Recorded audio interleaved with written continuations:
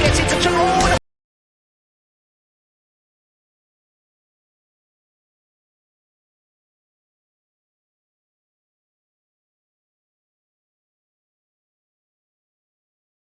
Good evening, everybody, and welcome to F1 Tonight UK. And we are here this evening for Season 2, Round 13, the Belgian Grand Prix. And joining me in the commentary box, as always, is Guido Buddha Erschen. Good evening, Guido.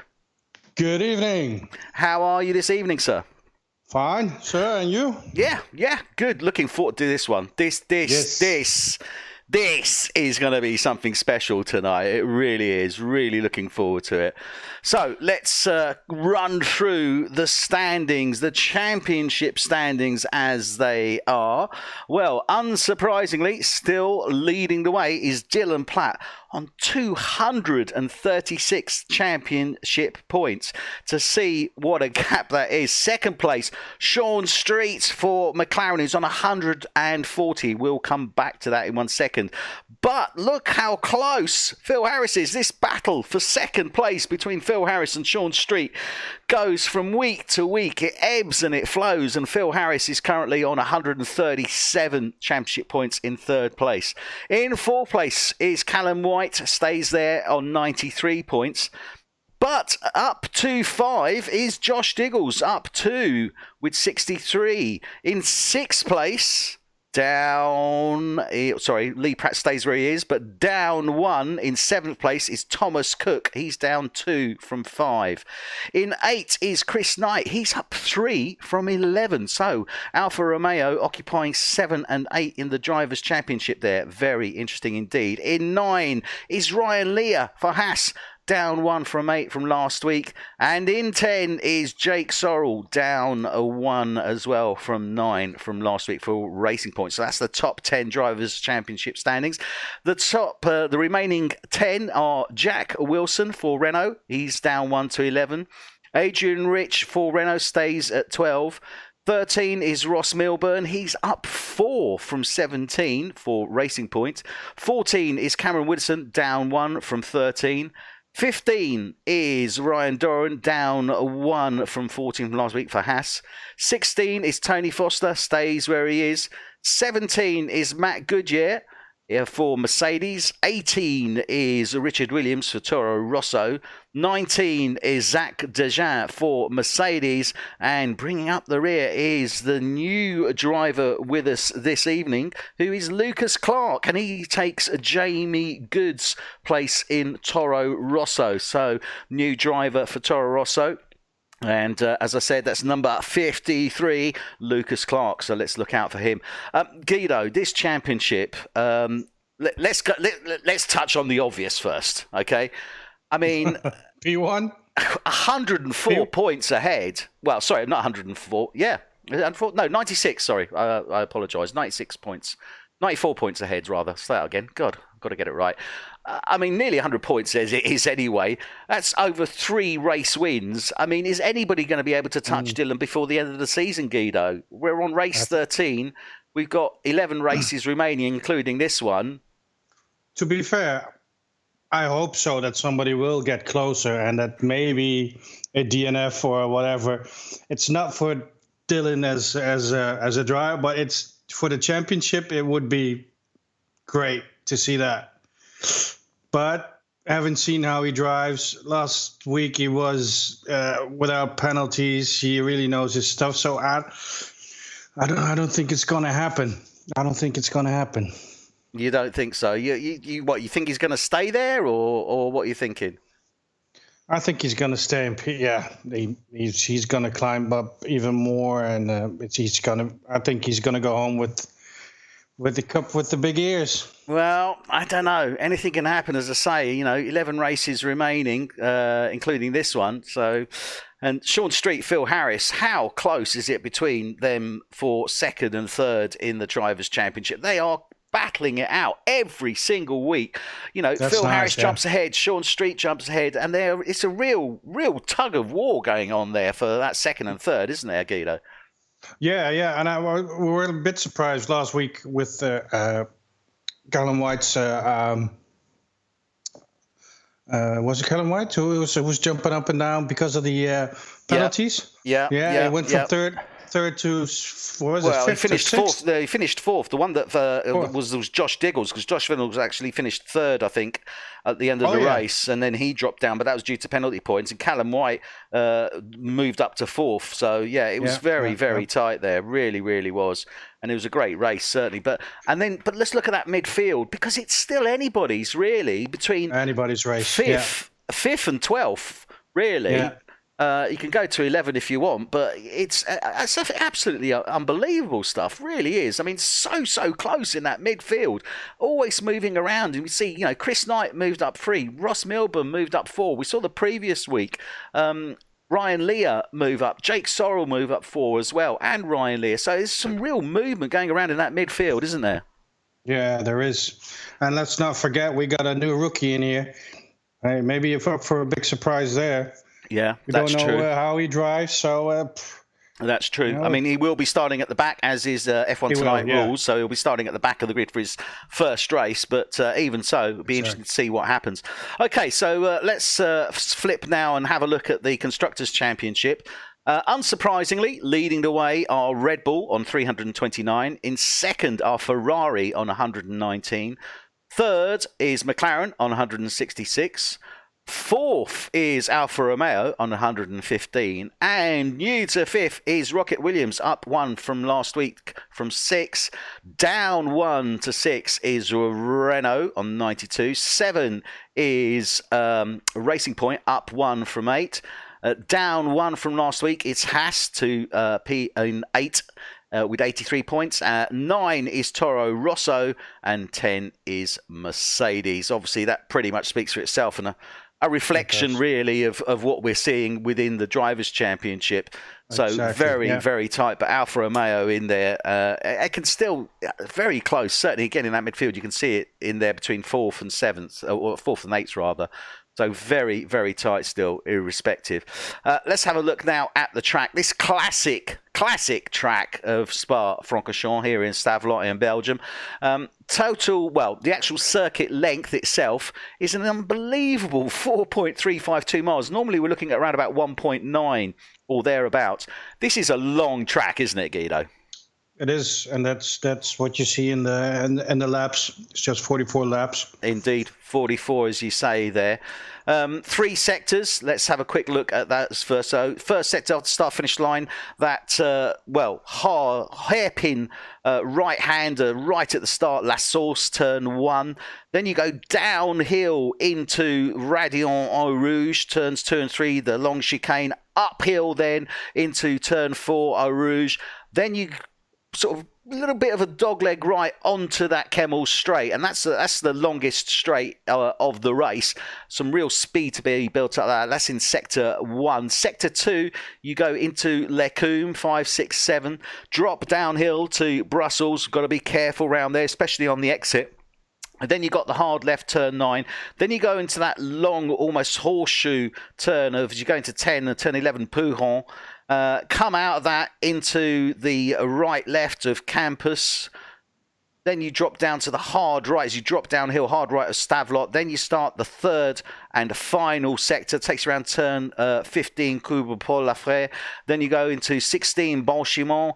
Round the left of 17, heading down towards the final 2 turns of the chicane, turn 18 and 19. The DRS points, well, we have 2 DRS. First is as you're dropping downhill towards Radion. That activates on the Kemmel Straight. And you can see the speed trap there just before you go in. Unusual place to put a speed trap. You would have thought they would have put it at the end of the Kemmel Straight, but still, not to worry. I suppose you can get the speed as they come up the hill there.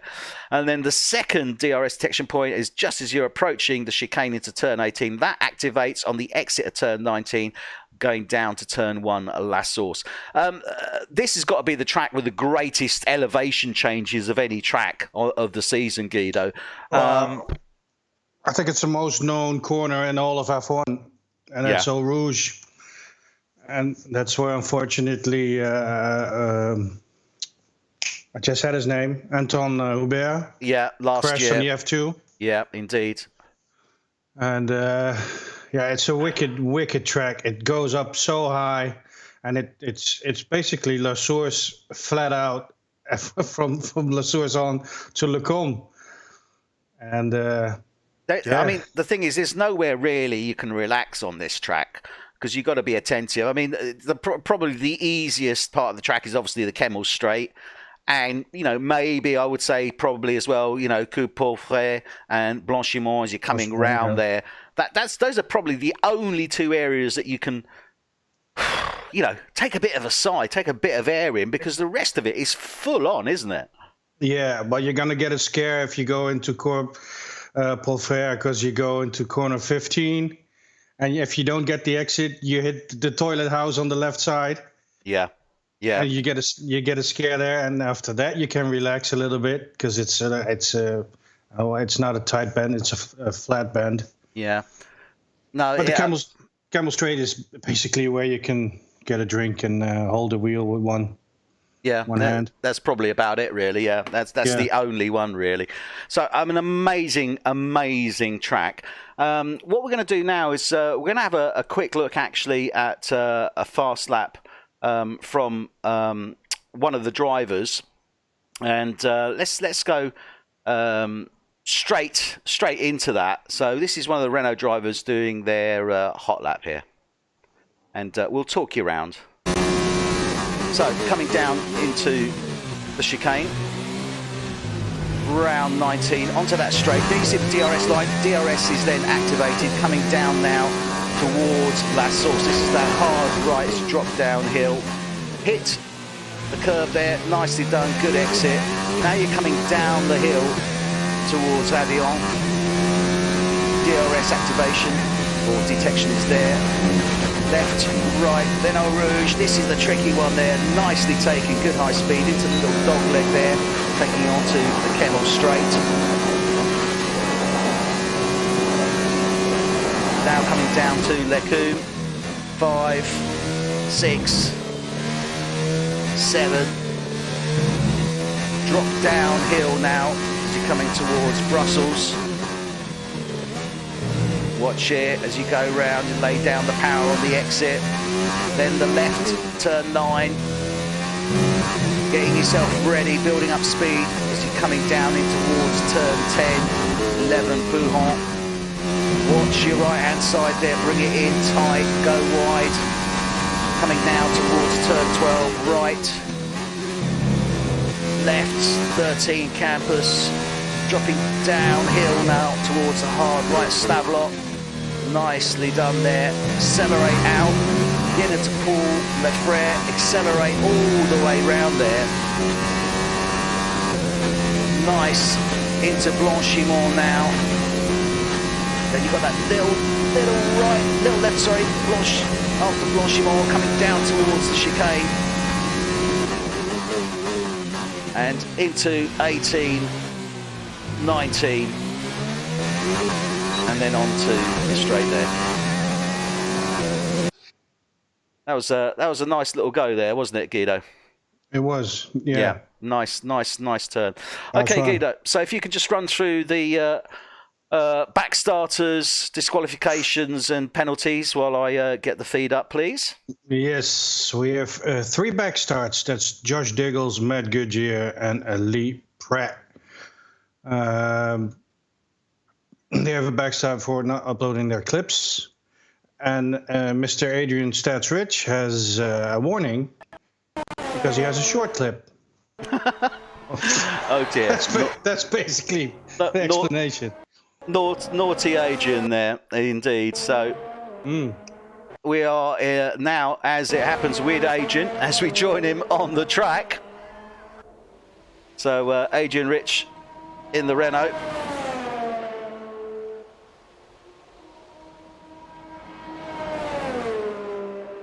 As he's coming around into the final chicane.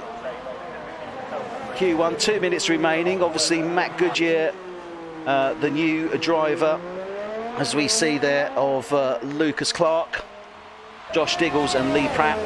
all assuming their penalties. That released 15. So all 15 drivers will be going through. So a bit of a test session really for the guys, isn't it, Guido? Yeah, it is. As we said before, it's it's just get a feel of the car, and then you have to set a decent time, so you can't really relax. You have to set a time, and well, just get a little bit of a feel, because obviously you're going into Q2 after this. Yeah. You will have to push it. Well, everyone, majority gone out on the softs. Callum White out on the mediums. Chris Knight, Dylan Platt, and Phil Harris out on the hards. Ross Milburn setting the fastest lap at 1:43.0. Thomas Cook with a 1:44.1. Sorry, not a 1:43.0. 1:44.844. Sorry, and a 1:44.174 from Thomas Cook in the Alfa Romeo.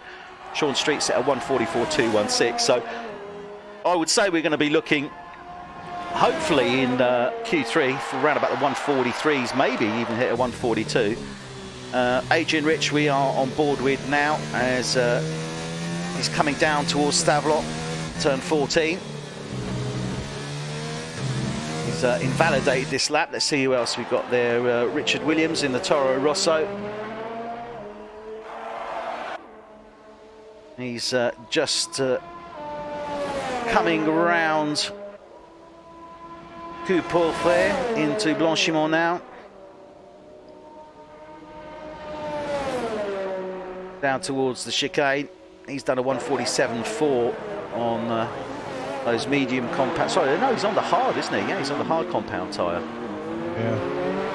So we're going to get that away. He's not going to better that, certainly this time round, that's for sure. 30 seconds remaining. I think there's only. I think Phil Harris is the only man on track at this moment. Oh no, there is somebody behind him in a Toro Rosso, but Phil Harris just coming round into Blanchimont now. He's invalidated. Yeah, he has. He's set a 1:45.6 on the hards. That's not bad running so far on the hards. That's, for this track, I think that's pretty reasonable. Bearing in mind you've got a 1:43.8 on the softs from Ross Milburn. Well, last season's fastest lap in the Qs, Q3. That was not in. It was 1:42.9. That was in the wet. Wow. In the wet? Mr. Dylan Platt. It may have been dried up at the end of the Q. I was about to say 1:42.9 in the wet. That's pretty amazing in the dry, let alone in the wet. Yeah, and it's going to be fun tonight because the Qs are wet, dry. Sorry. But the race is going to be a real Belgian weather. Race is light rain, cloudy, light rain. So we're going to have a dry quali and basically a broken race with light rain, probably twice. But it's all a question then of whether they go on to the intermediate. Light rain suggests to me that they're probably unlikely to go on to intermediates, Guido. Yeah. Well, if light rain is... Well, let's put it this way. I don't know what the game usually says when it's light rain. Yeah, that's true. Once it's going to be more, and then it's going to be less. We can't count on that. Let's be brutally honest here. We can definitely not count on that. But it's going to be spectacular because it's going to be heavy cars in the rain starting. Indeed. Well, through from Q1 into Q2 are Ross Milburn, Racing Point, Thomas Cook, Alfa Romeo, Sean Street for McLaren, Jack Wilson for Renault, Jake Sorrell for Racing Point, Callum White for Red Bull, Ryan Doran for Haas, Dylan Platt for Red Bull, Chris Knight for Alfa Romeo, Phil Harris for Ferrari, Tony Foster for McLaren, Richard Williams for Toro Rosso, Adrian Rich for Renault, Ryan Lear for Haas, and Cameron Whitson for Williams. Starting 16 will be Matt Goodyear for Mercedes. 17 will be Lucas Clark for Toro Rosso. 18 will be Josh Diggles for Williams. And 19, who was that in 19? I think that was Matt Goodyear.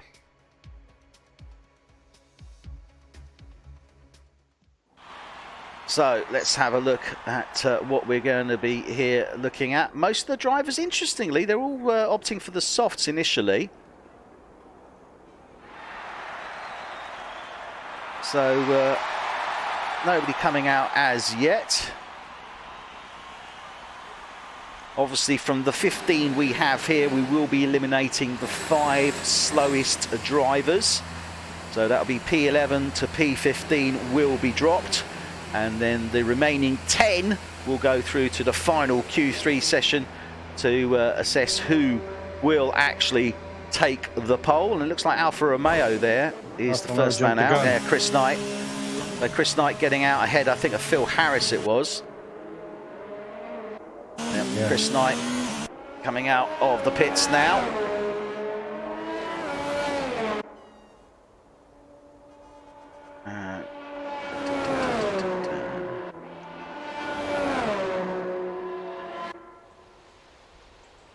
Down the Kemmel Straight, so he'll be the first man out there, and I'm pretty sure it's who's it? Phil Harris behind him. Yeah, it is. So Phil Harris just behind him there. See him as he's coming down round Brussels now. Thomas Cook. Sorry, Chris Knight, not Thomas Cook. Thomas Cook just coming out of the pits. I mean, these are ideal conditions for qualifying, aren't they, Guido? This is brilliant. Brilliant. You know, this is a treacherous track when it's in the wet, so this is what you want. This first, you know, that first sector is unforgiving in the wet. Oh, yeah, absolutely. Yeah, couldn't agree more. I think we have in NL we had a match we had only almost a full grid, and we ended up with 4 or 5 drivers. Yeah, it was everybody got taken out, no rouge in the wet. Yeah, it was pretty harsh, I've got to say. Yeah. So Chris Knight lining himself up there. Wow, really lining himself up for his hot lap. Let's see what he can do. Phil Harris just tucked in behind him. In fact, I think we'll actually jump to Phil because we'll get a good view then.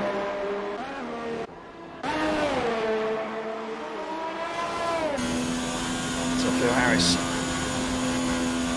up the hill, Eau Rouge. He's already invalidated his lap actually by the looks of it. Who did? Phil? Yeah, Phil Harris had, yeah. Stay with Thomas Cook now as he comes down to the chicane. This is his out lap. Because it isn't showing on mine. It's another out lap. No, Why is this showing as another out lap? This is a bit weird. I thought his first lap would have been the out lap, but still, never mind. Oh, we have... Is it a DNF? Yeah, just Jake Sorrell. Jake Sorrell's gone out trying to see where that is. Oh, it looks like he's gone out on the start. Oh no, that's the pit. Oh no, he's gone out in sector 1 through Lecombe. No, he hasn't gone out there. That's just the sector there. I don't know where he's gone out. I thought it might have been Lecombe. We'll see if we can see him on the side here. Not there. But Jake Sorrell for Racing Point has gone out. We are on board at this moment with Thomas Cook as he's coming down to Brussels on his hot lap. First man to set a hot lap. He is on the medium compound tyre, so it's going to be an interesting measure. We've only got well, a limited number of drivers on the softs. Most of the guys have gone for the mediums, few on the hards. So Dylan Platt, unsurprisingly, on the hards. Phil Harris also on the hards.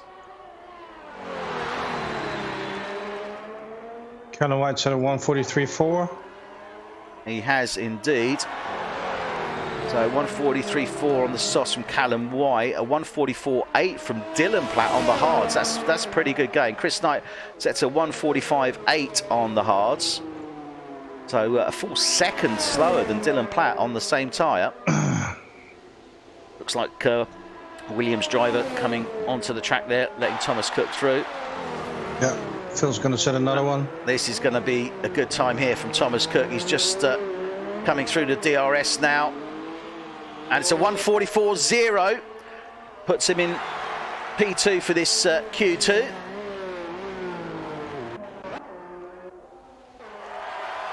Let's go on board with Ross Milburn now for Racing Point as he just comes up onto the Kemmel Straight.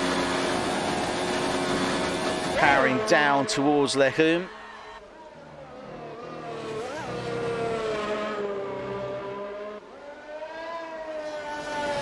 Purple in the first sector, but then again hardly surprising. Round Brussels. Yeah, that's... We should see a good time though from Ross. He's a good fast driver, always good on the cues, isn't he? Yeah, definitely. Always gets up there, but some in the race it's... Well, Sean Street has set a 1:44.9 for McLaren, putting him in provisional P4, dropping Chris Knight down one.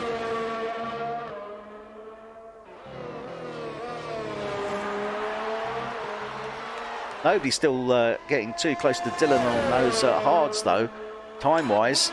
Tony Foster sets a 1:45.5. So Phil's going for the finish now. Oh, he's gone 47. So Phil Harris sets a 1:47.6. Ross Milburn coming down towards the final chicane now. This is going to be a 1:44 as well, I suspect. Yeah, 1:44.3 from Ross Milburn. Good run from him, puts him up into P3 in his Q2 session. Drivers still to set laps. Adrian Rich, Ryan Leah, he's just coming out the pits. Cameron Widdowson, Richard Williams. Oh, Ryan Doran has gone out. Oh. Yeah, Ryan Doran has gone out. So, don't know where that was. Richard Williams is on the Kemmel Straight. I think that was through Eau Rouge, actually. Surprise, surprise. Yeah, surprise, surprise indeed. Jack Wilson, we're on board with at this present moment. He's on his out lap there, so we'll come back to him. Richard Williams is on a fast lap in his Toro Rosso, just coming round. Well, just come round Brussels now into turn 9, approaching turn 10, and then 11 Pouhon. Oh, Adrian's going for a good lap. Oh, very wide. Round Pouhon was off the track there.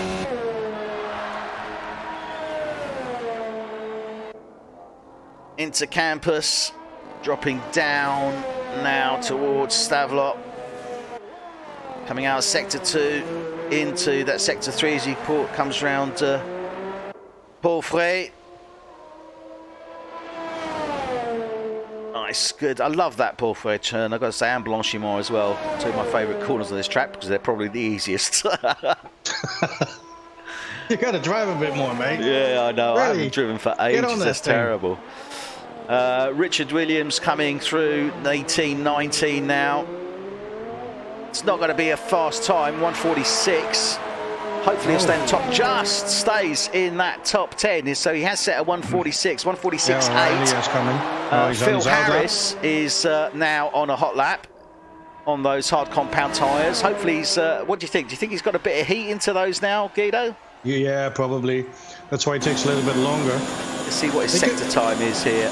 He can set a time. He's down a second, near enough. Oh. So he is, or rather up a second. Oh, I always get that wrong around. He is up 1 second. Whoa! Little bit hairy there as he was coming out of 7.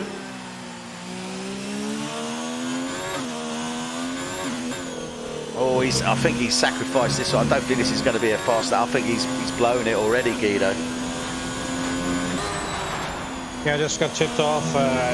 Thomas Cook probably crashed on a pit entry. Oh, right. I thought, okay. I looked at the pitch initially and I thought, no, that can't be right. Because I was on board with somebody and I saw 3 cars standing there, 2 or 3 cars standing there. Something must have happened. Yeah, it's very likely. We are on board. He is Phil Harris currently in the drop zone. Needs to better a 1:46.8. He is down 1 second, which would have put him on a 1:46.6 potentially. But this is looking a lot faster. I suspect it's going to be a 1:44 or thereabouts. Oh no, it's a 1:45. He drops 2 seconds. Does put him into P7, so somewhat safer. And he is on those hard compound tyres, which is the more interesting one, isn't it? He looks fast. Yeah. Oh, Look at that. Thomas Cook has gone out. I don't know where that was, but Thomas Cook... Oh, no, he's just quit there. Callum White has... Sorry, when you said that, I saw him grey off, so he'd obviously come out. Tony Foster just moving aside there. So... I was looking at Ryan Lee, and he just made the last corner out of the chicane, and he literally pushed the throttle too quick. So he was slipping and sliding a bit. He probably lost a little bit more than a second there because he was on a wicked time. But obviously he's on the red tires. Now, the thing is, Guido, normally we see the guys sort of do their hot laps, come in, check it out, and then come out round about this time. Obviously, with this track being so long, it doesn't work that way. No, we're on 4 minutes remaining. If they want to get round, get their lap in, they're going to need to be coming out of those pits pretty soon, aren't they, Guido? Yeah, and if you gamble wrong with that first set, if you miss it with the fuel, you don't make it back in time. Oh, this will be disastrous. Yeah, indeed. In the drop zone at the moment, we have Cameron Widdowson for Williams, Adrian Rich for Renault, and Richard Williams for Toro Rosso. Those are the 3 drivers. They are all still in the pits, bar Adrian Rich. Adrian Rich is out on track, and he is the only man out of those 3 who is currently out on track. So the other 2, they're going to be coming out. They better be coming out pretty soon. So Adrian Rich is the man out on track at this moment. He needs to try and better Phil Harris. We're on 45.3. Now this is interesting. I mean, Phil has opted to call it a day and stick with the 145.3. He's not going to be coming out of the pits again. Do you think that's a bit of a dangerous move there for him, Guido? Well, the hard compound tire, he saves it, or basically when you go on the wets, your strategy goes out the door. Yeah. So now he has extra fast tires left because he doesn't use them. Yeah, that's true. So maybe he could. I suppose it's a no. He can't really lose. I mean, worst case scenario, he drops down one in the grid and still gets a free choice of tyre. Or he starts on the hard compound tyre. Obviously, he's still got to do the Q3 session as long as he gets through. And really, it's in the hands of Adrian Rich. So Adrian Rich just coming to the end of his outlap now. So let's actually go on board as we're doing a focus on Renault this evening and see how he does around the second home of Renault, which is here in Belgium at the Spa-Francorchamps circuit. Classic circuit, steeped in history, as are really all the other classics: Monza, Silverstone, historical track. Yeah, Monaco. This is really, obviously the track used to be a lot longer and certainly a lot more dangerous. Comes into Lecombe now. Cameron Widdowson and Richard Williams are both out on track as well. I think he's actually got Richard Williams ahead of him on his outlap.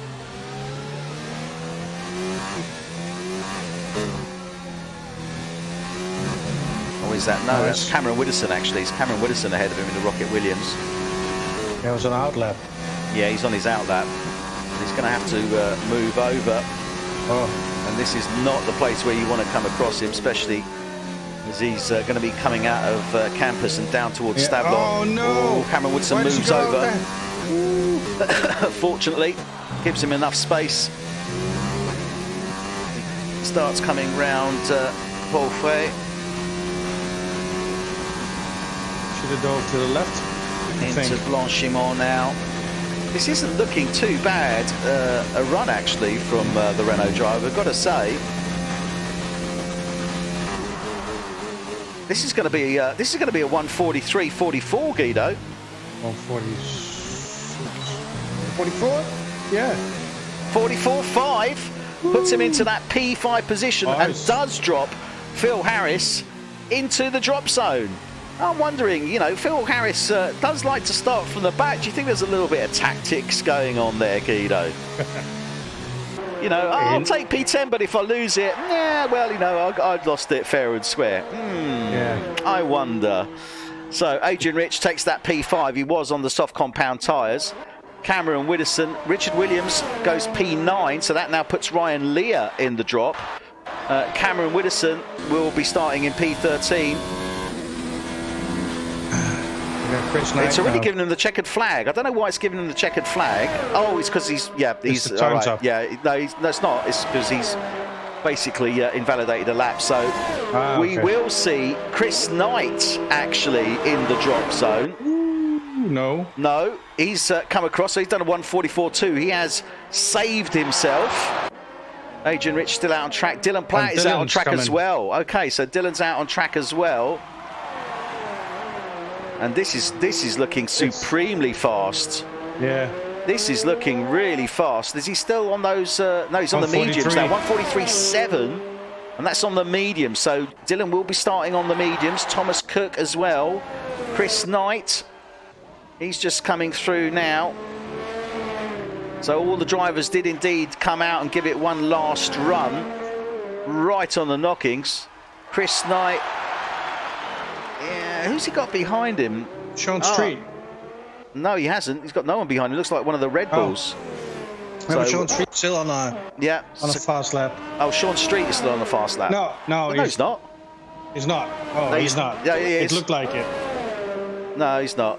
No, he's on a wind down. So Chris Knight is the one that's coming round. We've still got Richard Williams. He's coming round now. We've got McLaren there, Williams as well. Cameron Widdowson. Richard Williams, he's currently in P10, just safe. Doesn't better the time there. And it's Chris Knight, he's safe as well. He's in P6. So I think that's it, Guido. That's what we're looking at. Yeah, so we have to quickly say who's going to be on pole. So what do you think? Well, we're going to go into Q3. We can have a little think on it, but I'm going to go with Callum, actually. Ooh. Yeah, I'm going to go with Callum White for pole. Is that going to be tactics, yeah? I think it could be, but we'll see. P1 and then Dylan at P2? It could be. Callum White is going to take pole and win. I'm going to say Dylan pole and Sean Street for the win. That's a weird one, but it's a possibility. Yeah. Well, yeah, anything's possible, let's be fair. Okay, so let's go through these. In the drop zone, we have Ryan Lear for Haas. He'll be starting P11. P12 will be Phil Harris for Ferrari. 13 will be Cameron Widdowson for Williams. And 14 will be Jake Soule for Racing Point. 15 will be Ryan Doran for Haas. Going through is Richard Williams, Tony Foster, Adrian Rich, Ross Milburn, Chris Knight, Jack Wilson, Thomas Cook, Sean Street, Dylan Platt and Callum White. So both Red Bulls, both Alfa Romeos and both Renaults. So that's going to be an interesting one there. Obviously, Renault have been pushing quite hard in the past two or three races, really, Guido. And we're going to do the team and driver focus on them in a little while. But it's interesting. They're really pushing hard, aren't they? And we've seen the battle that's going on with them and Williams as well for that P5 position. It's toing and froing as well there, isn't it? Yeah, and the podium of Jack did help some in the standings. Oh, he had a great race, and Adrian is obviously he's supposed to be coming back a bit. You know, I think he's a little bit more of a gentleman driver, and he has to fight a bit more. Yeah, I mean, he says his thing is his aggression, and he does need to stretch his elbows. Looks like the McLaren's going to be the first man out on track, although both the Red Bulls coming out together. I mean, definitely tactics going. That's actually Tony Foster is going to be the first man out on track.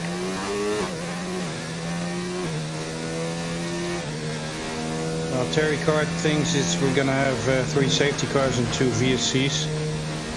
I think we're certainly going to see our fair share of VSCs, let's put it like that. I think we're going to have more than 4 safety cars, actually, real safety cars. I don't know, I'm actually going to go for 1 safety car and 3 VSCs. Wow. What are you going for, Guido? I said more than 4 safety cars, real safety cars. So 4 plus safety cars. Okay. Yeah. And the VSCs, I have no idea.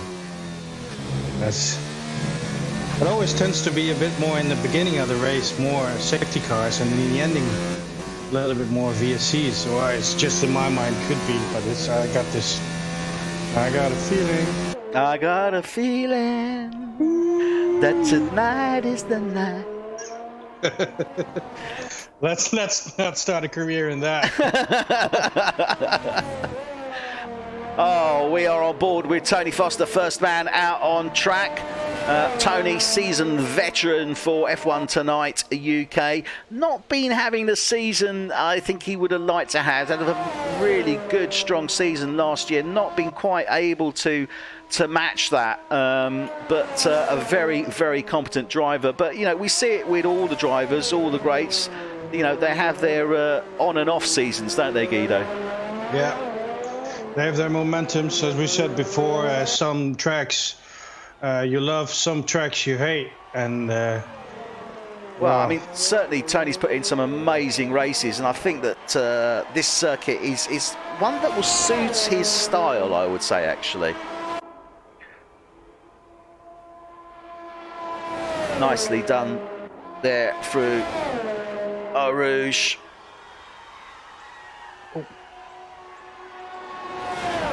He's got both the Red Bulls tight in behind him.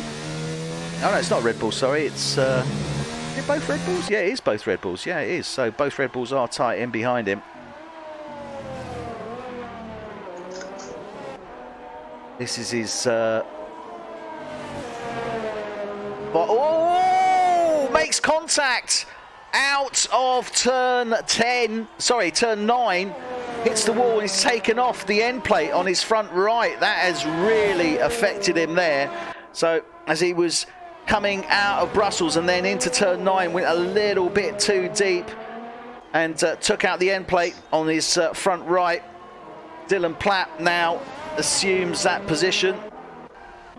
Sorry, not Dylan, that's actually Callum White assumes that position.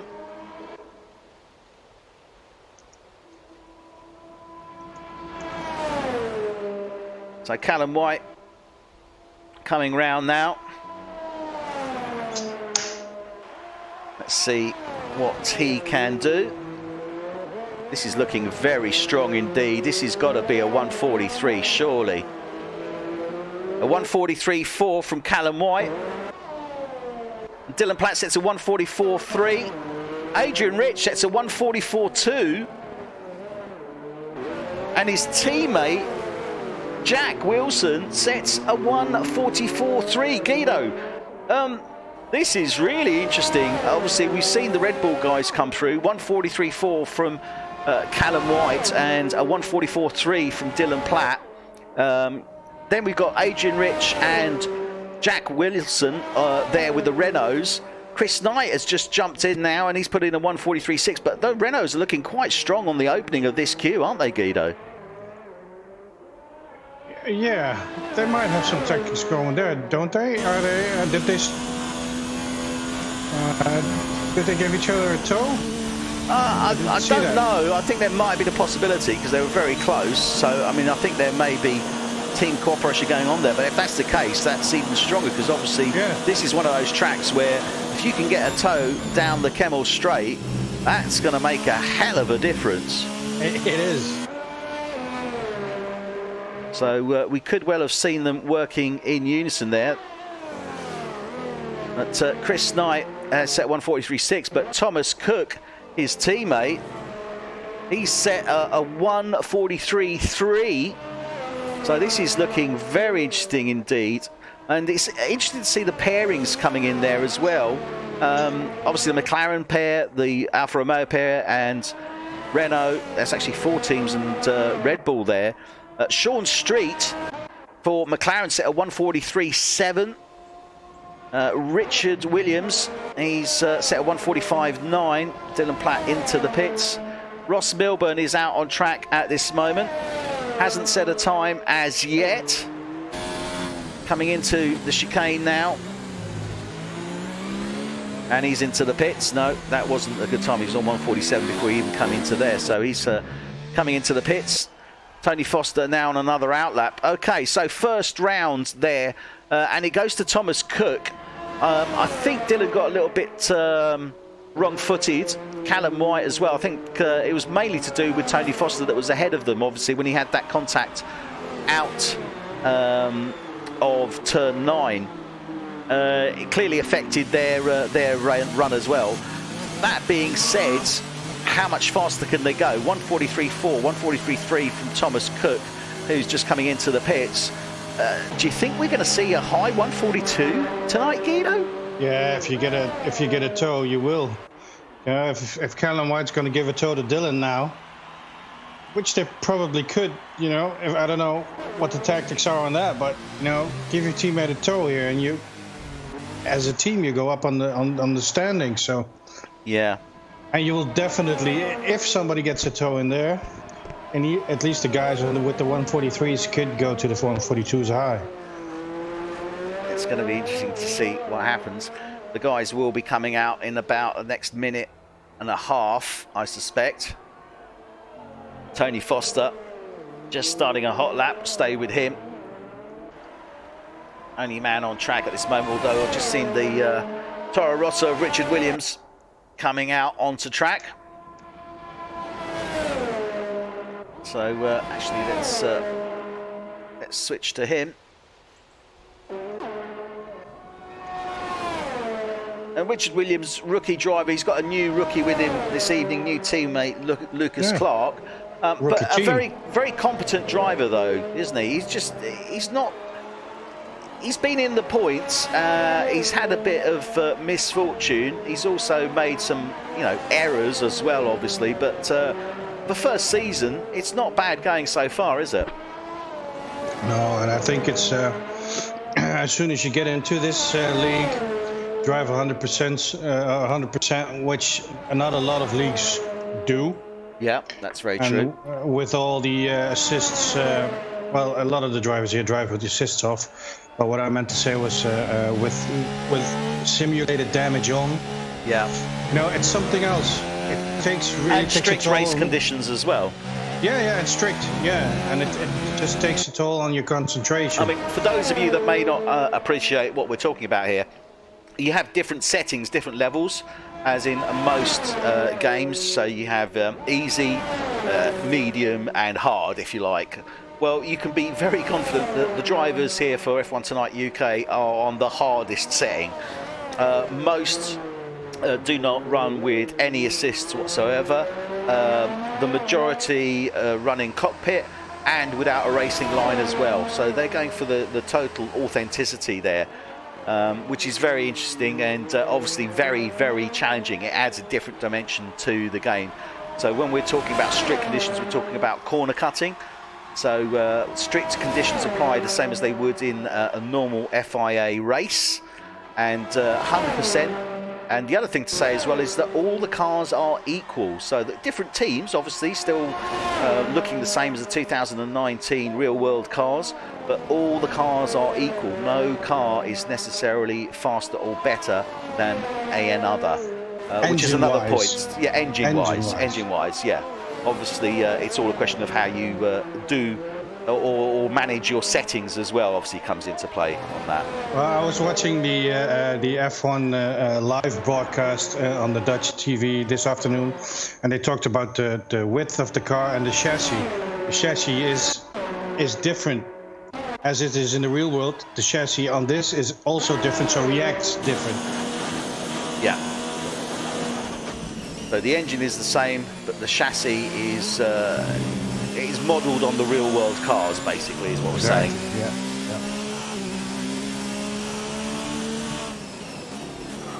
Well, So, except that the guys in the real world and the real F1 races, they drive 50%. Oh! Ross Milburn spun. Oh, and he keeps the car alive. that's Richard Williams. Sorry. Good. That's Richard Williams. Richard Williams. But also there's looks like a racing point. Is that? Yeah, that's Ross Milburn. Ross Milburn. Yeah, I was watching Richard Williams. Sorry, because Richard Williams went off as well. Ross Milburn. Oh, right. Span out as well. So as both the drivers there. Thomas Cook now, just trying to see who's going to be the first man over the line. It's going to be Sean Street, so he's the first man. Oh! Ross Milburn has retired from the session. I think he's gone out. He had dirt on his tyres. He's obviously gone out in that third sector. Yeah.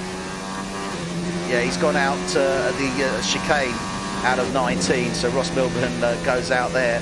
We're on board now with Sean Street. McLaren, and Dylan Platt has set the fastest lap. He said a 1:43.0, Guido. How close is that? We nearly saw that 1:42, but it could still happen, couldn't it? Yeah.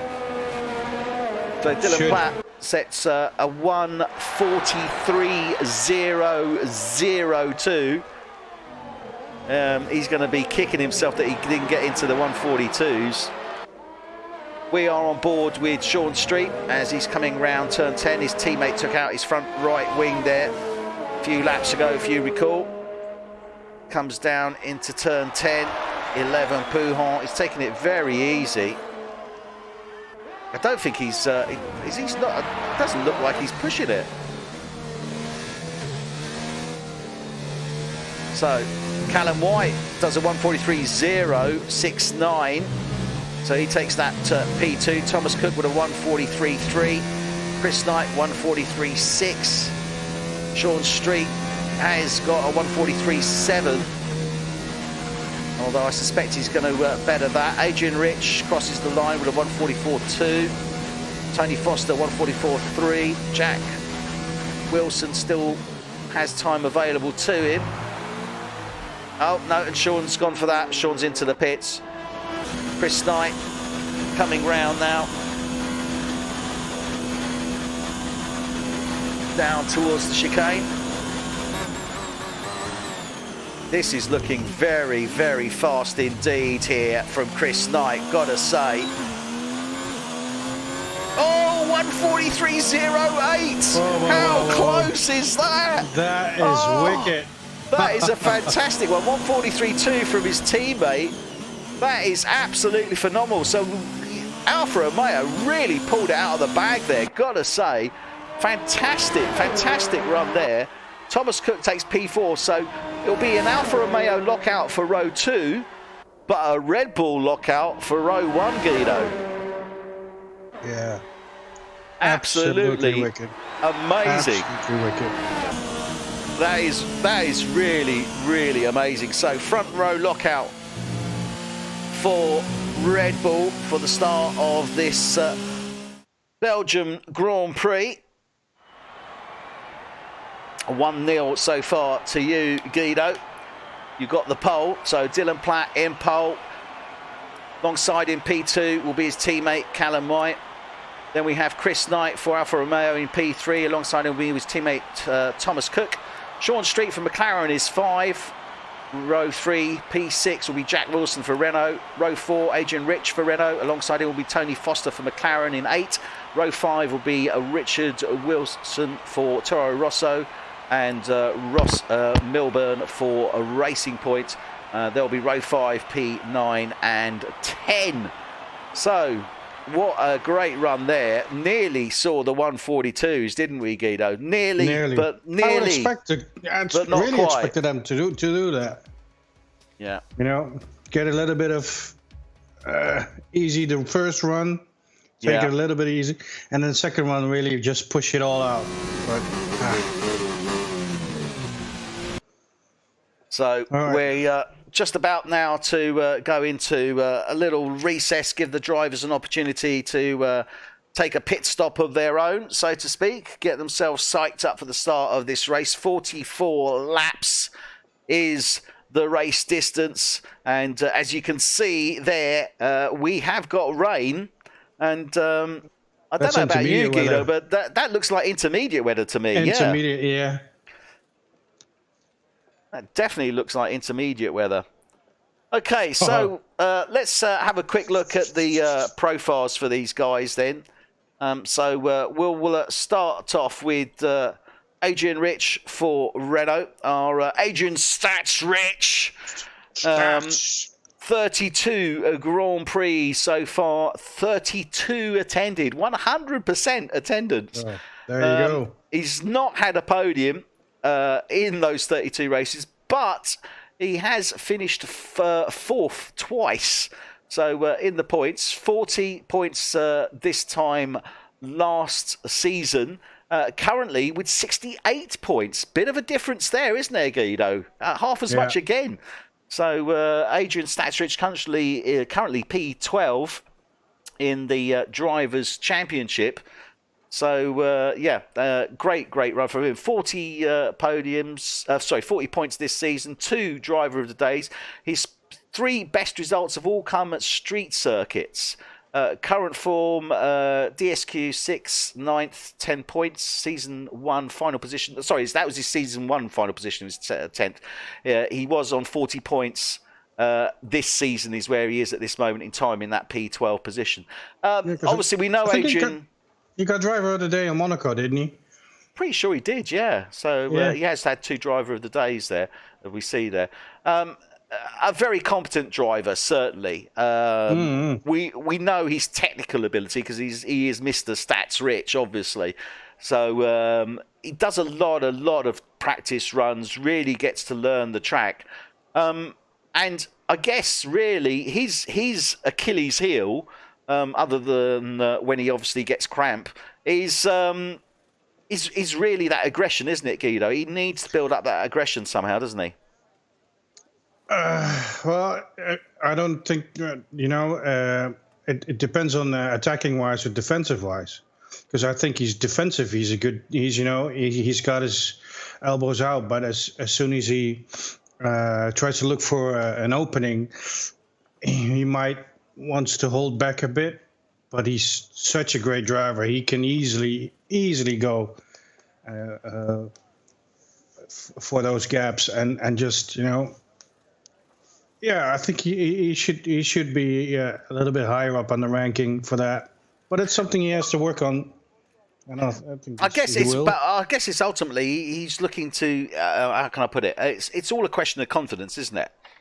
And he needs to be confident that he does have the abilities. We look at him and say, yeah, you've got the ability, but he needs to be confident in that ability as well, doesn't he? Yeah, or maybe he just wants to finish the races. It's just that and that's obviously the thing. Either you take a little bit more chance, or you try to finish the race, or this. And in the end, he usually gets into the points because he drives the way he drives, because he sticks into the. There's obviously there are some people who will drive like a madman, and they will get a lot of penalties, and then get back in the standings. Yeah, and Adrian gets those points. So.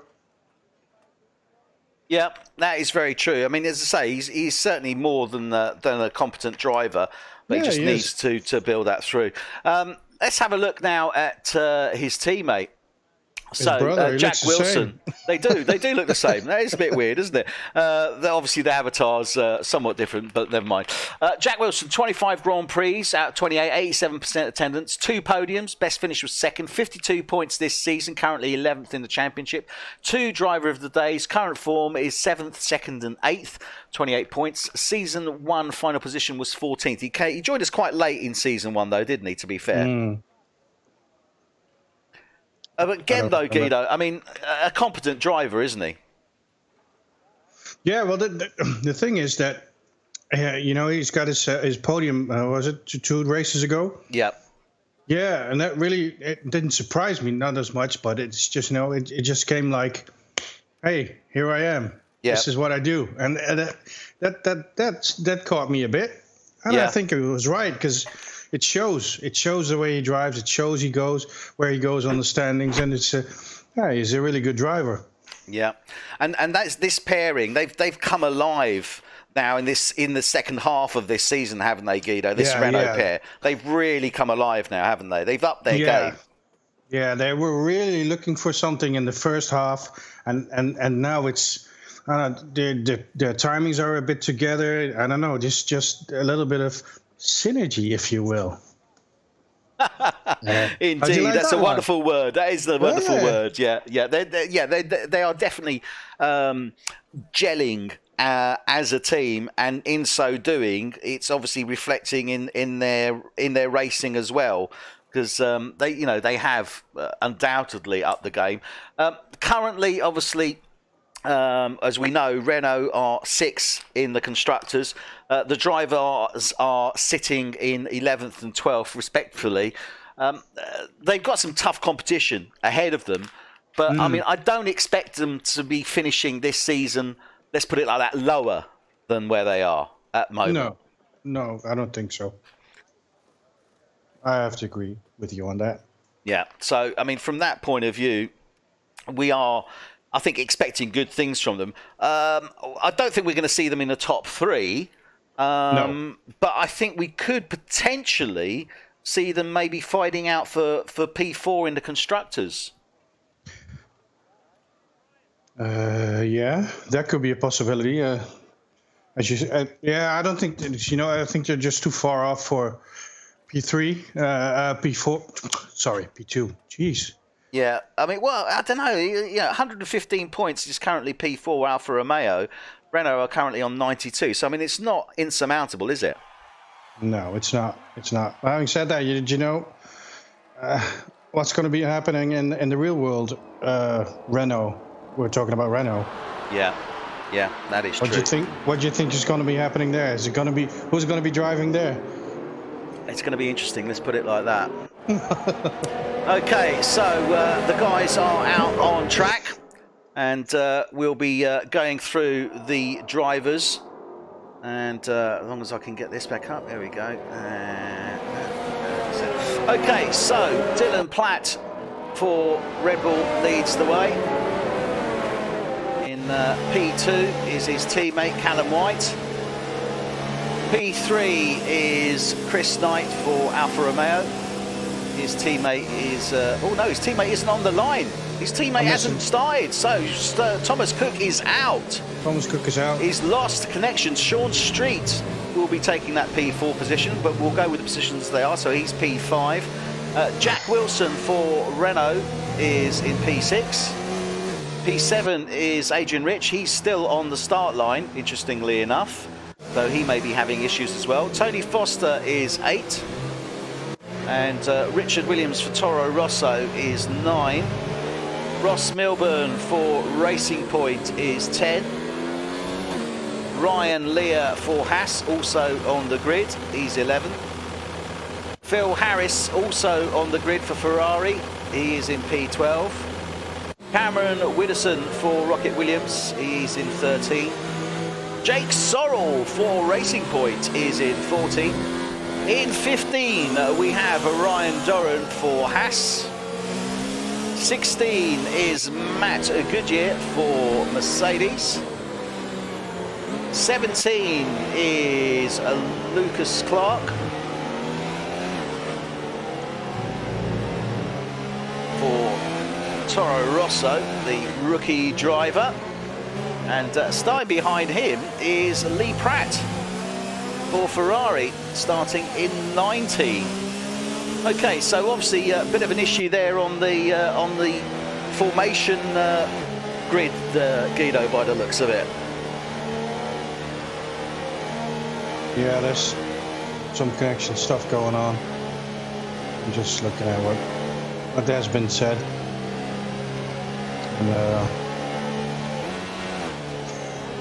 well, it is too bad actually that it happens, but we're gonna have to look into that. Well, to be fair, Guido, I don't think there's anything that we can do that necessarily is going to make that any different or change that. So the guys are now getting lined up on the grid, and we will be getting underway shortly. Let's get on board here. So lights are ready. And we are getting underway for the F1 tonight. Season 2, round 13, the Belgian Grand Prix, and they are off. Good start there from the Red Bull pair, and Chris Chris Knight as well. Sean Street trying to see if he can get his nose ahead. Can't quite. Renault there. Jack Wilson looking as if he can get ahead of the McLaren. Not quite. Tony Foster. Oh, and some cars going off in the background there. But no contacts as far as I can see. No collisions. Let's watch them now as they're coming through. Radion and Eau Rouge under these wet conditions. Cold tyres. Good start there. Callum White, though, right on the tail of his teammate. Oh, Ryan Doran has gone out. Oh. Lee Pratt and Cameron Widdowson. So all three of those drivers have gone out, and that was right at the bottom. Sorry, at the top there, as they were coming onto the Kemmel Straight. So that was out of Radion Eau Rouge. 3 drivers out, the 3 at the back, Cameron Widdowson, Lee Pratt and Ryan Doran. And we have a VSC already, Guido. Yeah, I expected that there would be a safety car. But maybe because it's in the back of the line. Yeah, I think it's because it's obviously behind. There was nothing in front of them. They were at the back there. So first VSC, and that has now been deactivated, so we are back racing, and we are watching Callum White on his teammate Dylan Platt.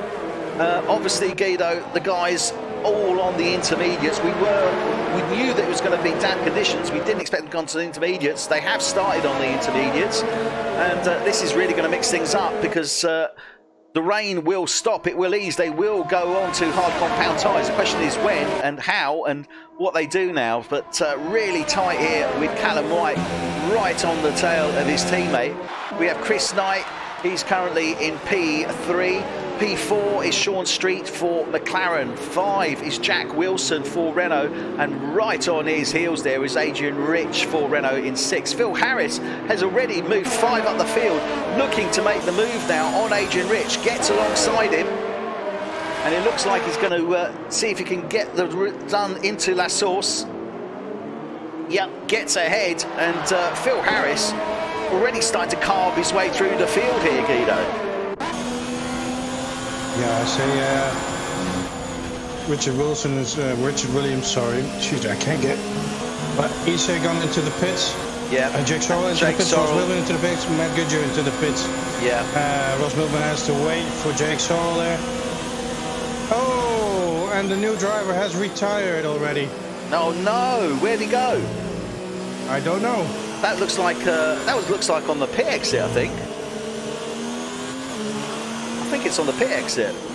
Oh no, it wasn't. It was at the top of Eau Rouge. Eau Rouge. Yeah, he went out on Eau Rouge. So VSC is out. Everyone has slowed down now. So Eau Rouge has claimed yet another victim, Guido. Yeah, well, that's expected. That's what we said. This is totally expected. Eau Rouge is a really dangerous corner, especially in the wet.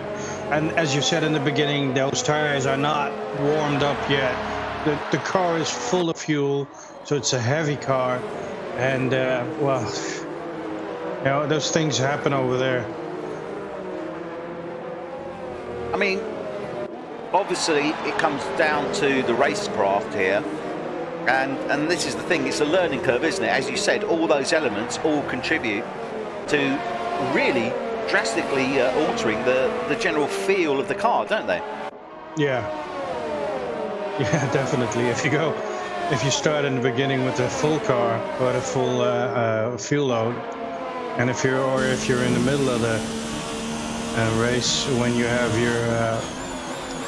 your pit stop and your new tires, it feels like you're driving a whole different car. That's why you can move around with the settings when you're driving a bit. You move around with the diff and with the, so you get a little bit more grip on the front or in the back.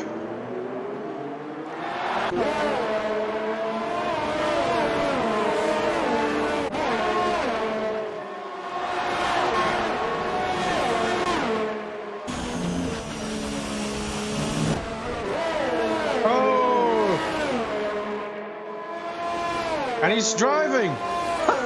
How? How? He must be driving a tank. I saw him made He spun.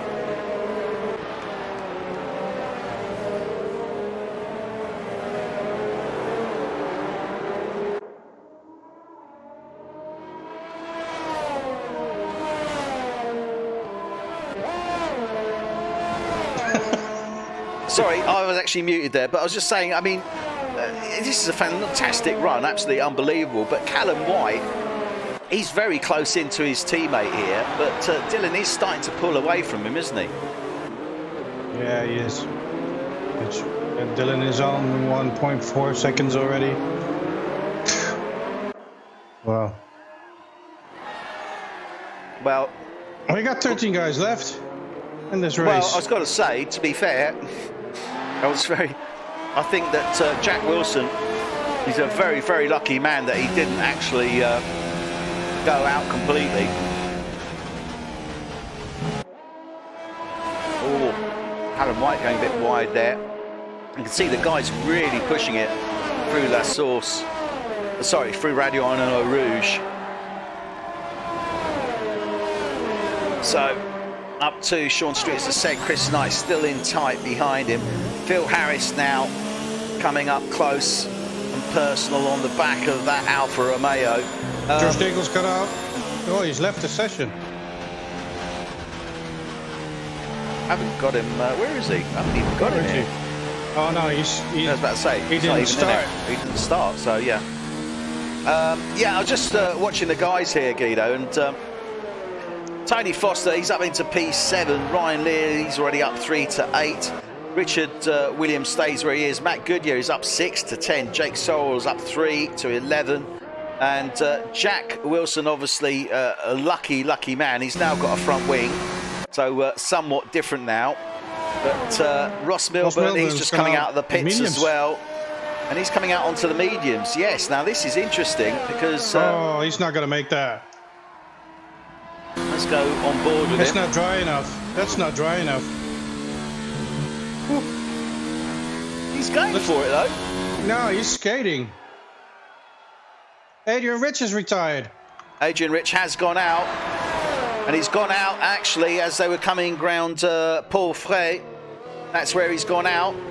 Oh, so it's the toilet house. Oh, dearie me. And Ross Milburn going right through Lecombe there. Couldn't make the corners. Let's go on board with Matt Goodyear. We should see the Renault. Yeah, just been cleared. Was on the left-hand side there. So that was the Renault of Adrian Rich. So Adrian Stats Rich goes out. Another victim claimed. Phil Harris, in the meantime, is zoning in on the back of Chris Knight. And these conditions are starting to dry. Ross Milburn, though, I think he's struggling. Are you watching him at the moment, Guido? Too early. Yeah, he went on the mediums too early. He can't. The track is not dry enough.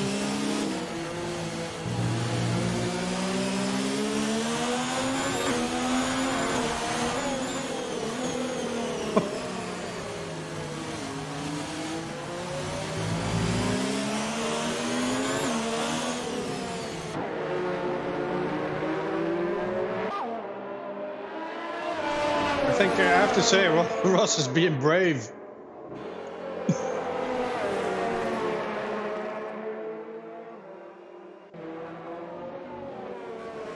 Ooh!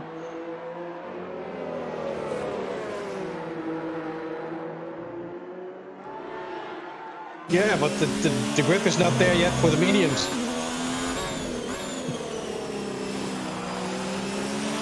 It was, it is. It just when it rains, it's especially that first sector that's unforgiving. Eau Rouge is unforgiving. It is.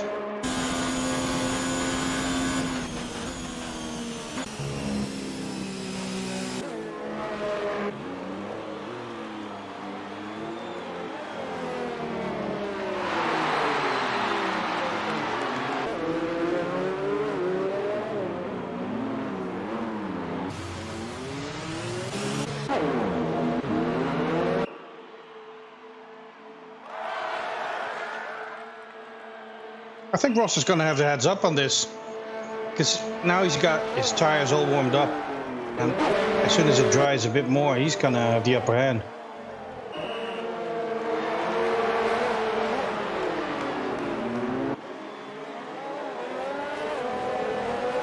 Yeah,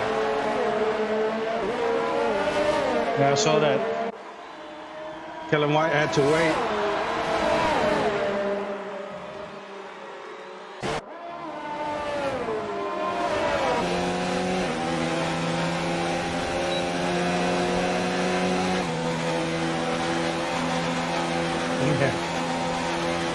Yeah, that's what it's what I usually try to do is to talk to my teammate, because I'm only in a party with my teammate, and we usually call out to each other when somebody's going in.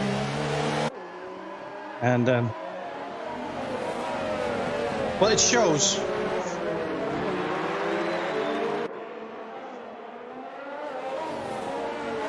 I'm checking that. Which you got your mic muted? Sorry, yeah, I have. I don't know why that was, but never mind. I think I just pressed the button accidentally. Yeah, Callum White, at the moment, he's right behind Tony Foster now. He's got caught. Now he's behind Sean Street, and he is definitely walked. He's got past Tony Foster, but Sean Street's got the jump on him now, 1.6 seconds. Callum White definitely wasn't expecting that, was he, to get overtaken in the pits? No. But I've got to say, Sean Street is pushing it. He's definitely going for it, and we saw that he was pushing hard at the start of this race, getting up into that P3 position, getting past Chris Knight, and Phil Harris has just got past Chris Knight as well. So Phil Harris now past that Alfa Romeo, and that's as they're coming round Paul Frey towards Blanchimont. And, Phil Harris is back into the pits again. He's unhappy there. I think he may have some damage. Tony Foster, he's into the pits. Chris Knight now assumes that P4 position. So Chris Knight reassumes that P4 position. Yeah, Phil gets a new wing. He's got damage on his front wing there, Phil Harris. He's going on to a fresh set of mediums. So the guys have come in. Obviously, the weather has effectively triggered that. Some have come in previously with damage. Everybody now on the dry tyres, and interestingly, most opting for the medium, Guido, apart from Jake Sorrell. Yeah. So well, I think it's if you drive with your softer compound, you got a little bit more grip in the beginning. So maybe that's the idea, that when the track is drying up, you got a little bit more grip. But obviously, you have to pit early again. You do have the more grip. Well, I guess he's trying to push his way through the field, as he's pretty unhappy where he is. But Guido, I'm just looking at this table. We're on lap 7. We started with 17 drivers.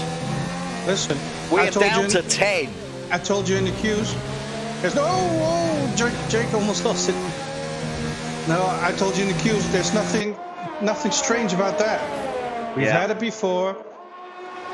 Spa in the wet, it's unforgiving. It will decimate your lineup. It will.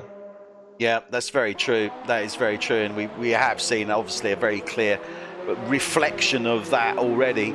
7 drivers gone within the first 7 laps. That is absolutely unbelievable. They said it's going to rain in the end of the race, so you're going to have a light car in the rain, and it's going to feel totally different again.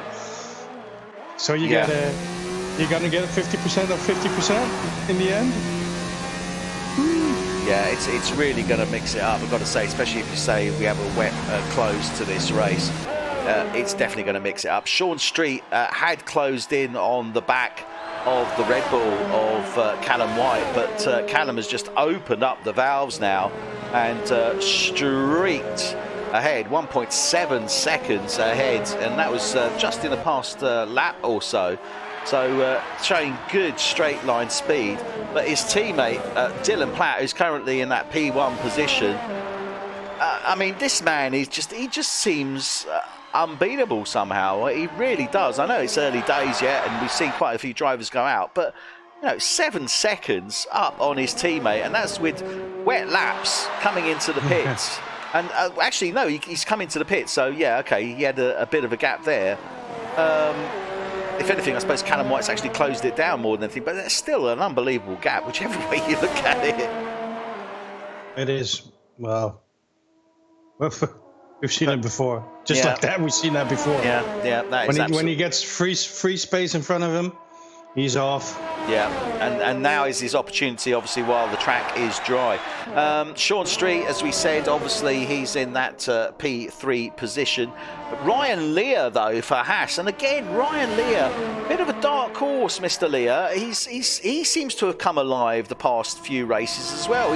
He's been there. He's put in some great qualifications, I think, this season, but race-wise, he's really coming to the fore. Both him and his teammate, although his teammate unfortunately has obviously gone out, Ryan Durham, but the Haas team have really been putting it together in the past few races, I've got to say, haven't they, Guido? Sorry, I was looking at something else, so I didn't quite catch that. You weren't listening to me? No. How dare you? You realise you're sacked now. Oh, again? Yeah, again.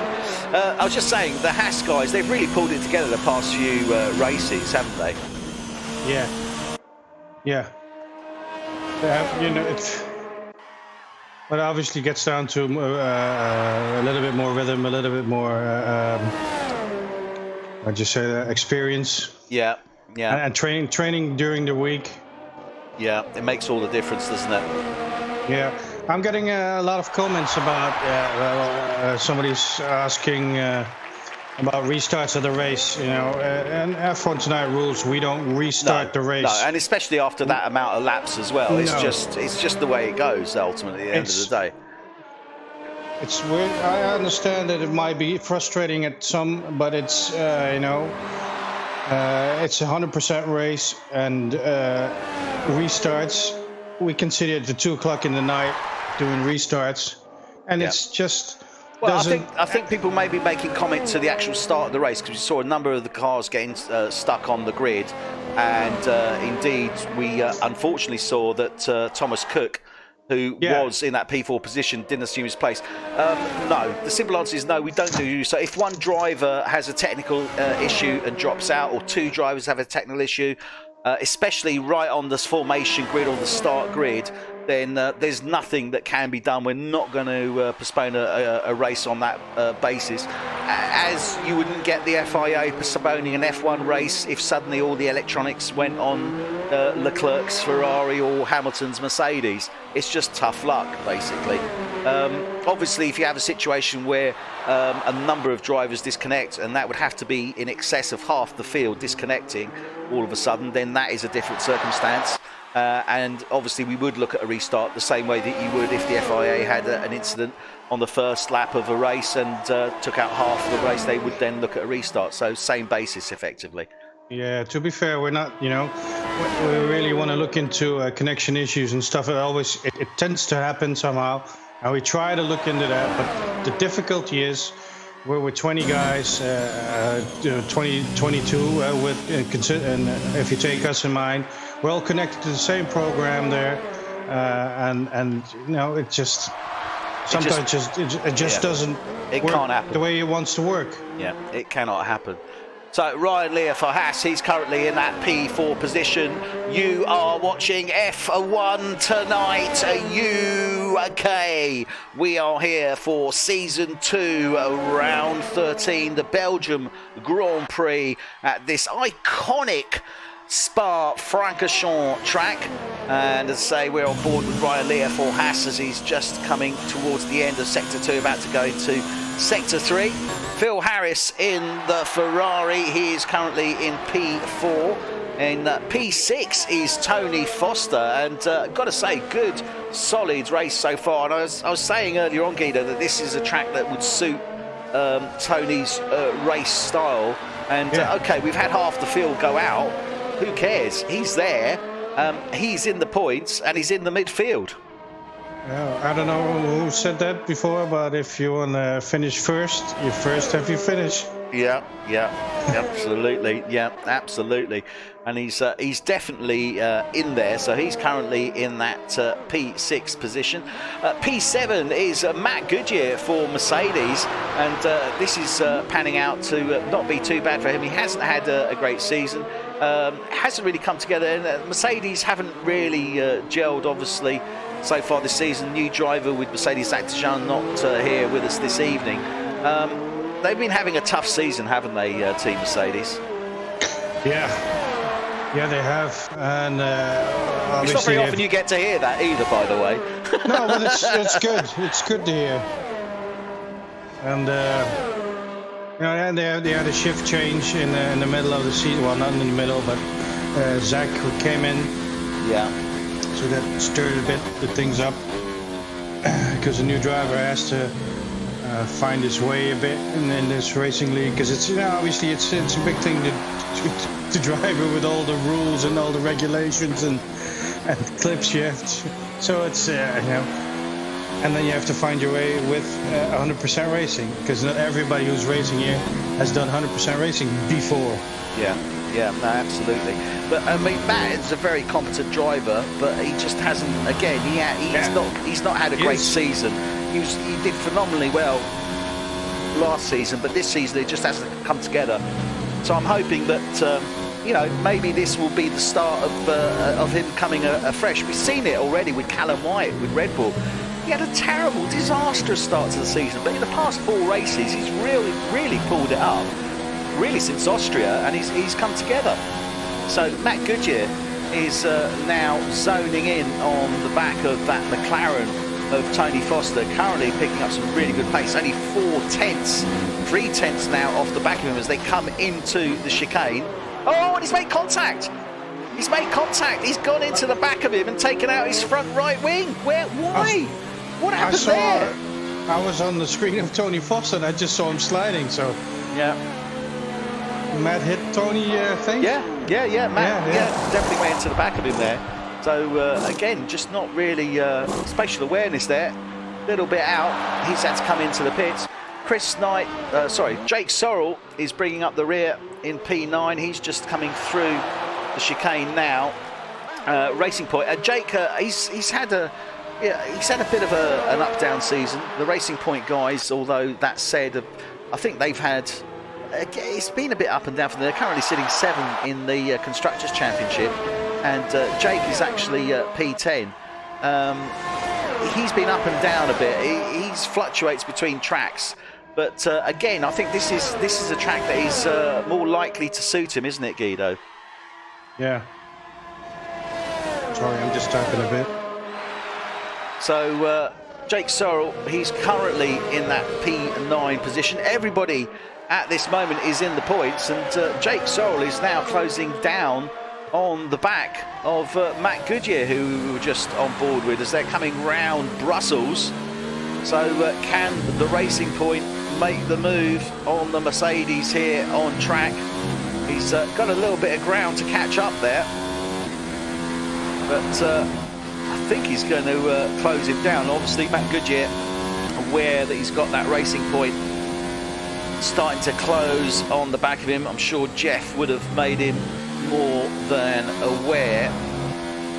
The question is how much gap can Jake Sorrell close down now in this 3rd sector? He's certainly showing good pace there, but equally Matt Goodyear keeping ahead of him. I suspect he's probably using that ERS. Yes, looks like he is. Now, this is the opportunity here for Jake Sorrell. Try and see if he can close down on that Mercedes.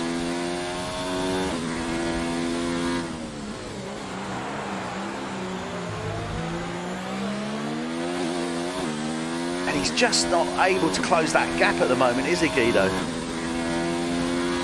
Got it down to 1.5 seconds. Just not quite able to get into that DRS to close it down anymore. But that said, I was having a look at the ERS here, and I've got to say, Matt Goodyear is definitely consuming a lot more ERS at this moment in time than Jake Sorrell behind him. He's just made an error going on to the rough stuff coming out of Lecombe. And I've got to say, Matt Goodyear, he's solid, but he's not looking too comfortable in this second sector, Guido. Shows good pace in the third and first sector, but in the second sector, he's just doesn't seem to be quite there somehow. Jake Sorrell is a little bit further behind him.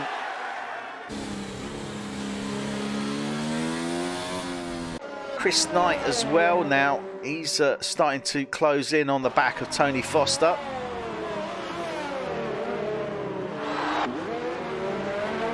What are your thoughts at this moment in time, Guido? You don't want to know, mate. Oh, if I didn't want to know, I wouldn't ask you. What are your thoughts at this moment? Well, you know, there's a big discussion going on about the problems of connection, and I don't think we should have it here, or we should have it on the stream. But well, I've got to say, yeah, I mean, the stream is for those people who are watching the race. Those of you that may want to comment on what may not happen, then there are obviously the associated channels to do that, and this isn't it.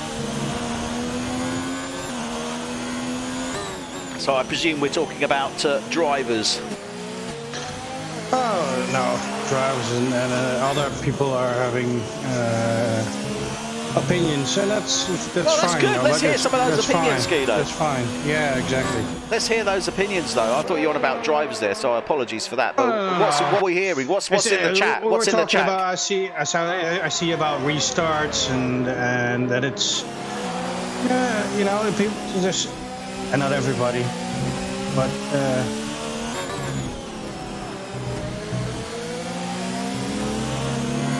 You know, to be fair, I understand it, and it's just everybody wants to see a good race. But bear in mind, there's still 9 guys racing, yeah, and they're doing their thing. And you've got to also bear in mind that we're not necessarily looking at connection issues. I mean, there may have been something on the first 3 guys, but you know, everyone has gone out effectively at Eau Rouge, as is the expected norm for drivers to go out.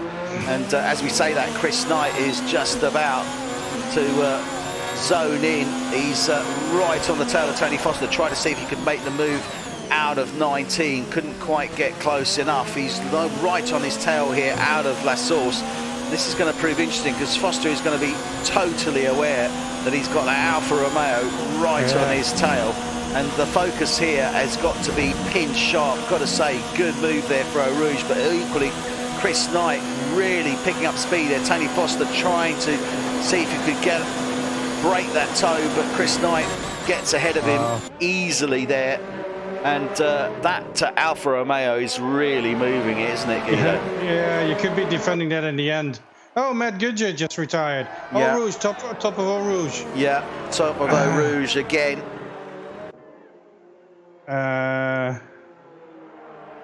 So the Mercedes has gone out, VSC is out, and Guido, it's just, you know, it's Eau Rouge. I mean, everybody knows it, but nobody. Well, I suppose you are prepared for it, but you've got to be millimetre perfect around there, haven't you? Yeah, you have to be. You have to be. And you know, if your tires are gone a bit, then watch out on that top, because obviously that you're banking to the right and having to make a small adjustment to the left is going to be a big adjustment when you have bad tires, when your tires are shot a bit. And It's always a bit... The difficult one, I mean, everyone talks about it, but the difficulty is as you're coming out of turn 3 and into turn 4, you've got a reverse camber uphill on a left-hand turn, and the power, you just lose it. You can easily lose it on that left-hand side. As soon as that left wheel sort of touches the power, it just spins the car out. It's very, very easy to do. You've got to be, as I said, millimetre perfect well on that entry and exit out of 3 to get the turn right into 4, haven't you?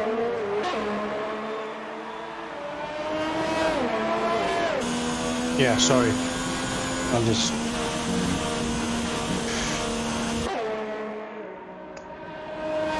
Guido. Yeah.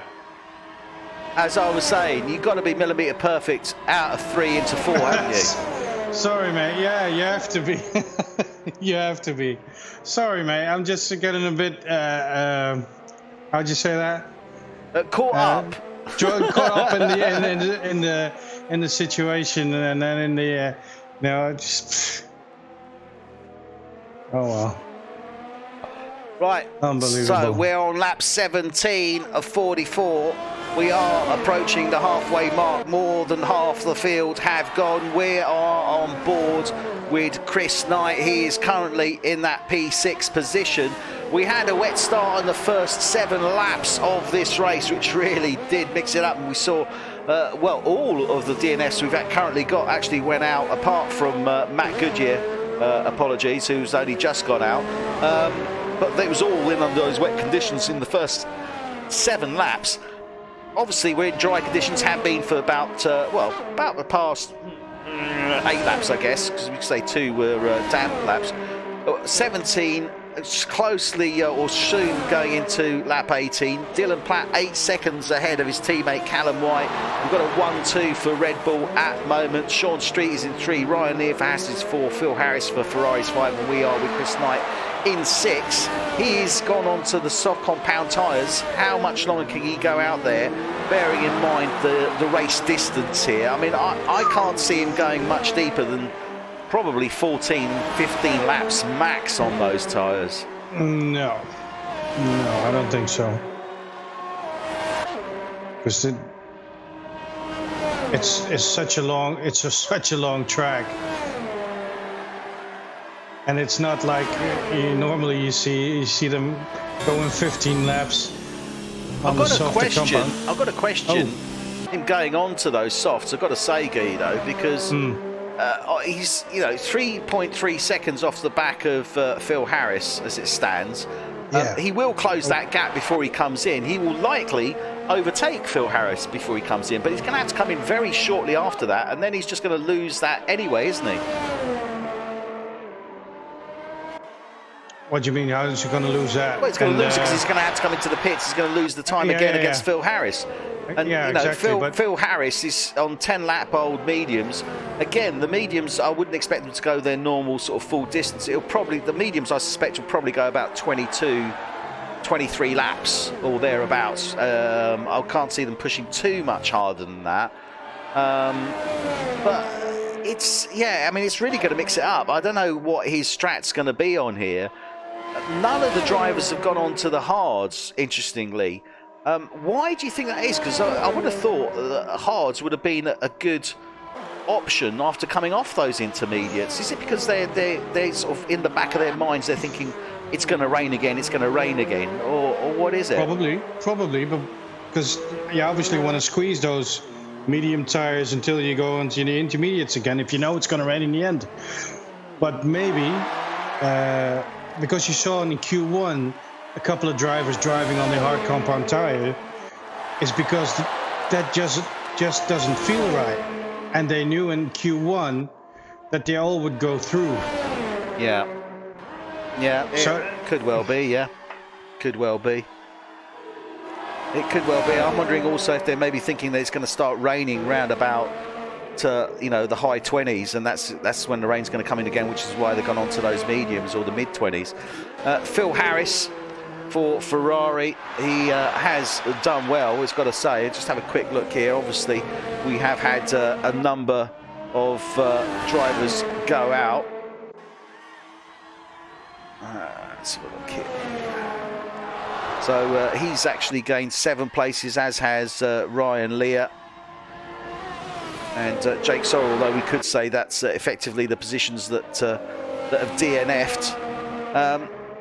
It's going to be, I don't know, I'm looking at this now and I'm thinking how is this going to pan out? How can it possibly change? Obviously, as we say, we saw a lot of the drivers go out. Do you think we're going to see more drivers go out again once the conditions go wet, or do you think the guys now have got the run of the track, Guido? Yeah, but the run of, yeah, if you get the rhythm of the track now, it means then when it changes, when the circumstances changes, when it starts to rain, it's a whole different track again. And obviously, as we discussed before, the car is going to be light now. And it's going to feel different. And then when you go on the wet, forget about it. Forget about it. Forget about it. Now, yeah, I can understand what you're saying on that, obviously. And I guess what you're saying, Guido, is, okay, conditions change, weather conditions change. It can happen on any track.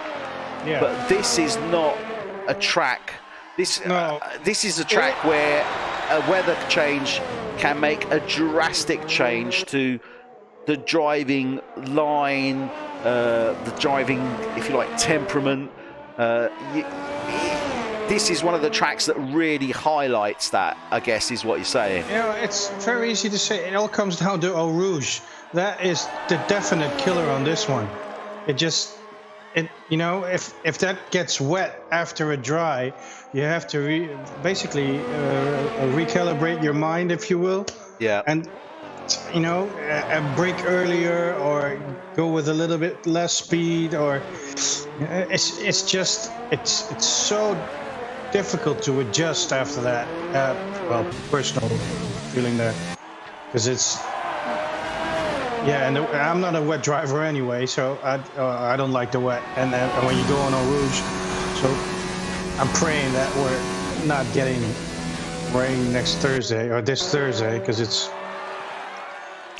Yeah, because obviously you will be here this Thursday for the F1 Tonight Netherlands race here for the Belgian Grand Prix, and I guess you're watching this with a certain sense of okay, yeah.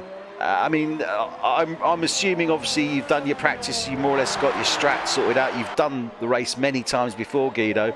Yeah. Is it one that you look forward to, or is it one that you think, oh God, no? I think I'm a little bit more of a street circuit driver, but it's an iconic track, this, and every time you go up this hill. You're just glad to be on top of it and drive straight so you can breathe again. Yeah, yeah. And as you say, that is the one. And do you think there are times when you can be too confident into Eau Rouge? Yeah. You know, where you just think, yeah, this is really sticking to the road, and I can really push it now. Do those times come up?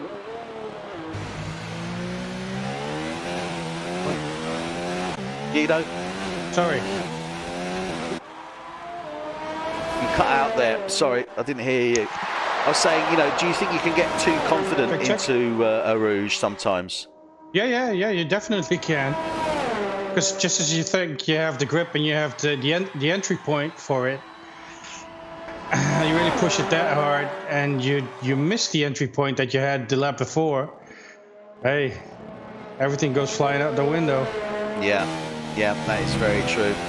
We are on board at this present moment with our race leader, Dylan Platt, and confidently in the way. 9 seconds, he's not running away with it, although there are those that say that he is with 9 seconds.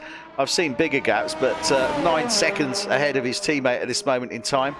Callum White, he's in P2. Callum White, he's in P2 in the Red Bull. In P3, we have Sean Street in the McLaren. P4 is Ryan Lear for the Haas, and he's really done well, really stuck into it there. And he's going to be picking up some valuable points if he maintains that for the Haas team. They really do need it. Phil Harris at the moment, bit in nowhere's, no man's land there, Phil Harris. He's in P5. Chris Knight, as I was commenting on earlier, he's actually lost time to Phil Harris. And is progressively losing time to Phil Harris. So those mediums have come alive, and these softs are going somewhat off. So I guess, yeah, definitely questionable. I could see the thought process in a normal track, but this isn't a track where those soft compound tyres are going to make enough of a difference, is it, Guido? It's just too long. It is. It is too long.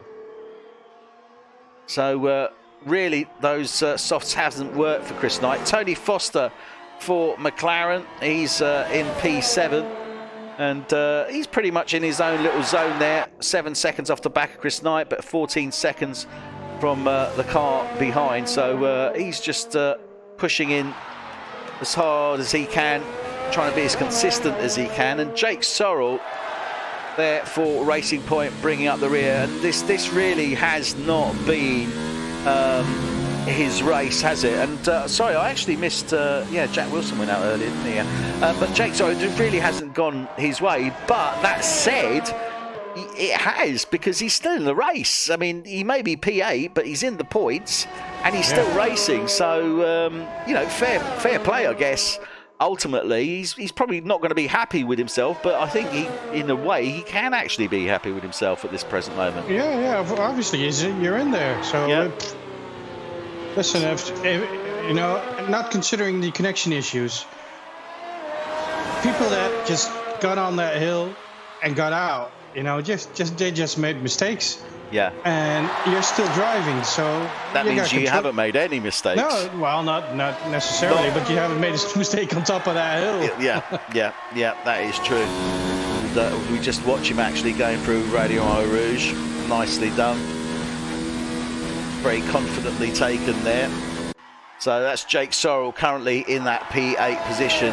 We are now halfway through this race. We're on lap 23 of 44. This is F1 Tonight UK. We said before the race that this was going to be one hell of a race.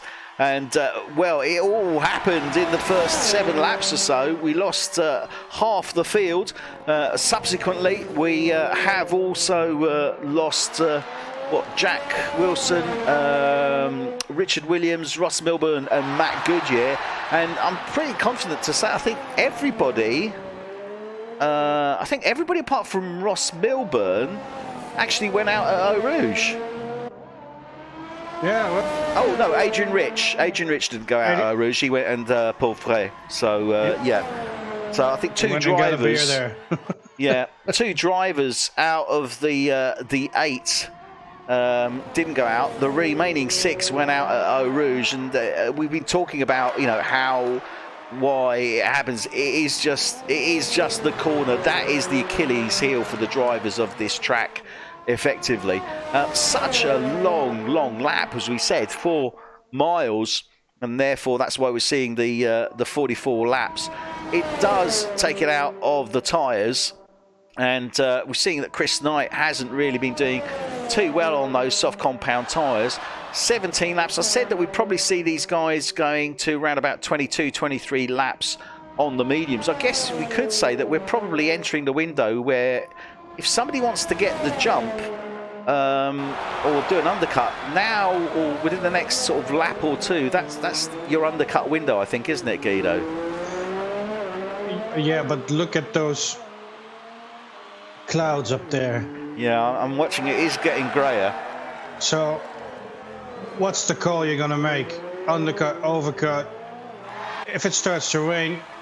You're going to stay out as long as you can, basically. Yeah, I think so. Yeah, I think you should wear these tyres out. You squeeze them to the max. And I think it's going to be interesting because we could get a situation where it goes grey and they may be expecting rain, but it might not rain for another 10 laps. And then what? Because you're going to have to come off those mediums and you're going to have to go onto something. What are you going to go onto? I think that... Oh, sorry. So Tony Foster almost hitting that toilet house. You know, if you stay out or if you don't stay out, oh, yellow flag somewhere. Yeah, that's sector Dylan 2. Platt spun. Yeah, Dylan Platt has spun. But if you that change, was around turn 10 by the looks of it. Is he damaged? No, but Callum White is right on his tail. Yeah, that brings it back a little. But if you change the tires and too early, you really have to pit. Doesn't really matter what you so you get an extra pit stop. So it, you know, it makes it interesting. It's definitely getting a lot grayer.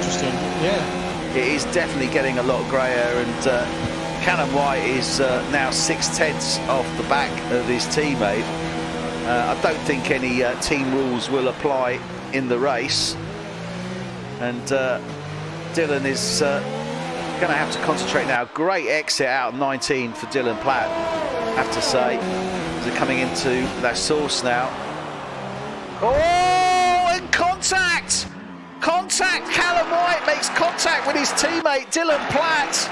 As they're coming round the source, spins him round. No damage visible, but it also means that Sean Street has now got past Dylan Platt. So Sean Street is now into P2. Dylan Platt is in P3. Oh, and Sean Street trying to defend, but Dylan getting past him. Is it coming down towards Lecun? Oh, yellow flag sector 3. Takes P2 back again. And Sean Street is now in that P3 position. He must have thought that all his Christmases came together there when he saw Dylan Platt in front of him. Yeah. So we are on board with Sean Street. As we saw, there was contact between the two Red Bull drivers as they went into the source. Callum White spinning his teammate, and as he was straightening up, Sean Street coming round last source, encountering Dylan Platt on the track ahead of him, makes the move, but Dylan takes it back as they're in that sector 2, and Sean Street now, he's got the bit between his teeth, I think, Guido. He is right there. Well, my prediction could... Well, I thought I saw a little light there. Sean Street for the win. Well, as I say, anything can happen, and this is the track where if it's going to happen, it's going to be here. So Dylan Platt now, he is going to be totally focused on his teammate just ahead of him. What is he going to do? He's going to have to try and see if he can make that move on Callum White, but equally, he's got Sean Street right on his tail as well.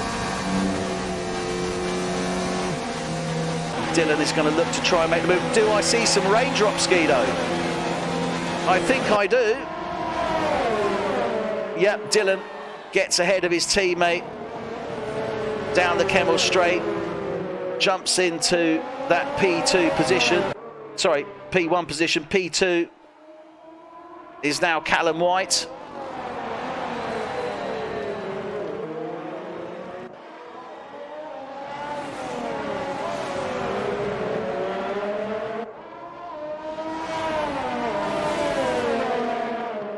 Sean Street right on his tail as they're coming round turn 11. Lacoon. Sorry, Pujol, what am I saying?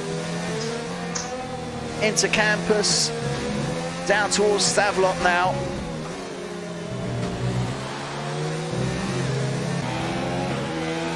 Sean Street gets ahead of Callum White.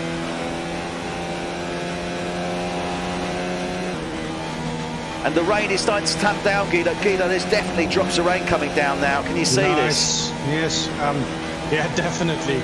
So now you got the play where you didn't pit, so it works out. Because if you did pit, you have to change it again. Yeah, but it works perfectly. Because look at these guys. They're on the mediums were the perfect tyre of choice really for this stint. now that the rain's starting to come down. Now the question is, how much longer do you stay out on those? It's just coming down. I would suspect that we're going to see the guys coming in at the end of lap 28. I don't think we're going to see them coming in at the end of this lap. But that said, whoa! Callum White having to back off round Radion into Eau Rouge just to save, and you can see how much effect those damp conditions are having on the guys. Sean Street is in that P2 position, but he is by no means assured.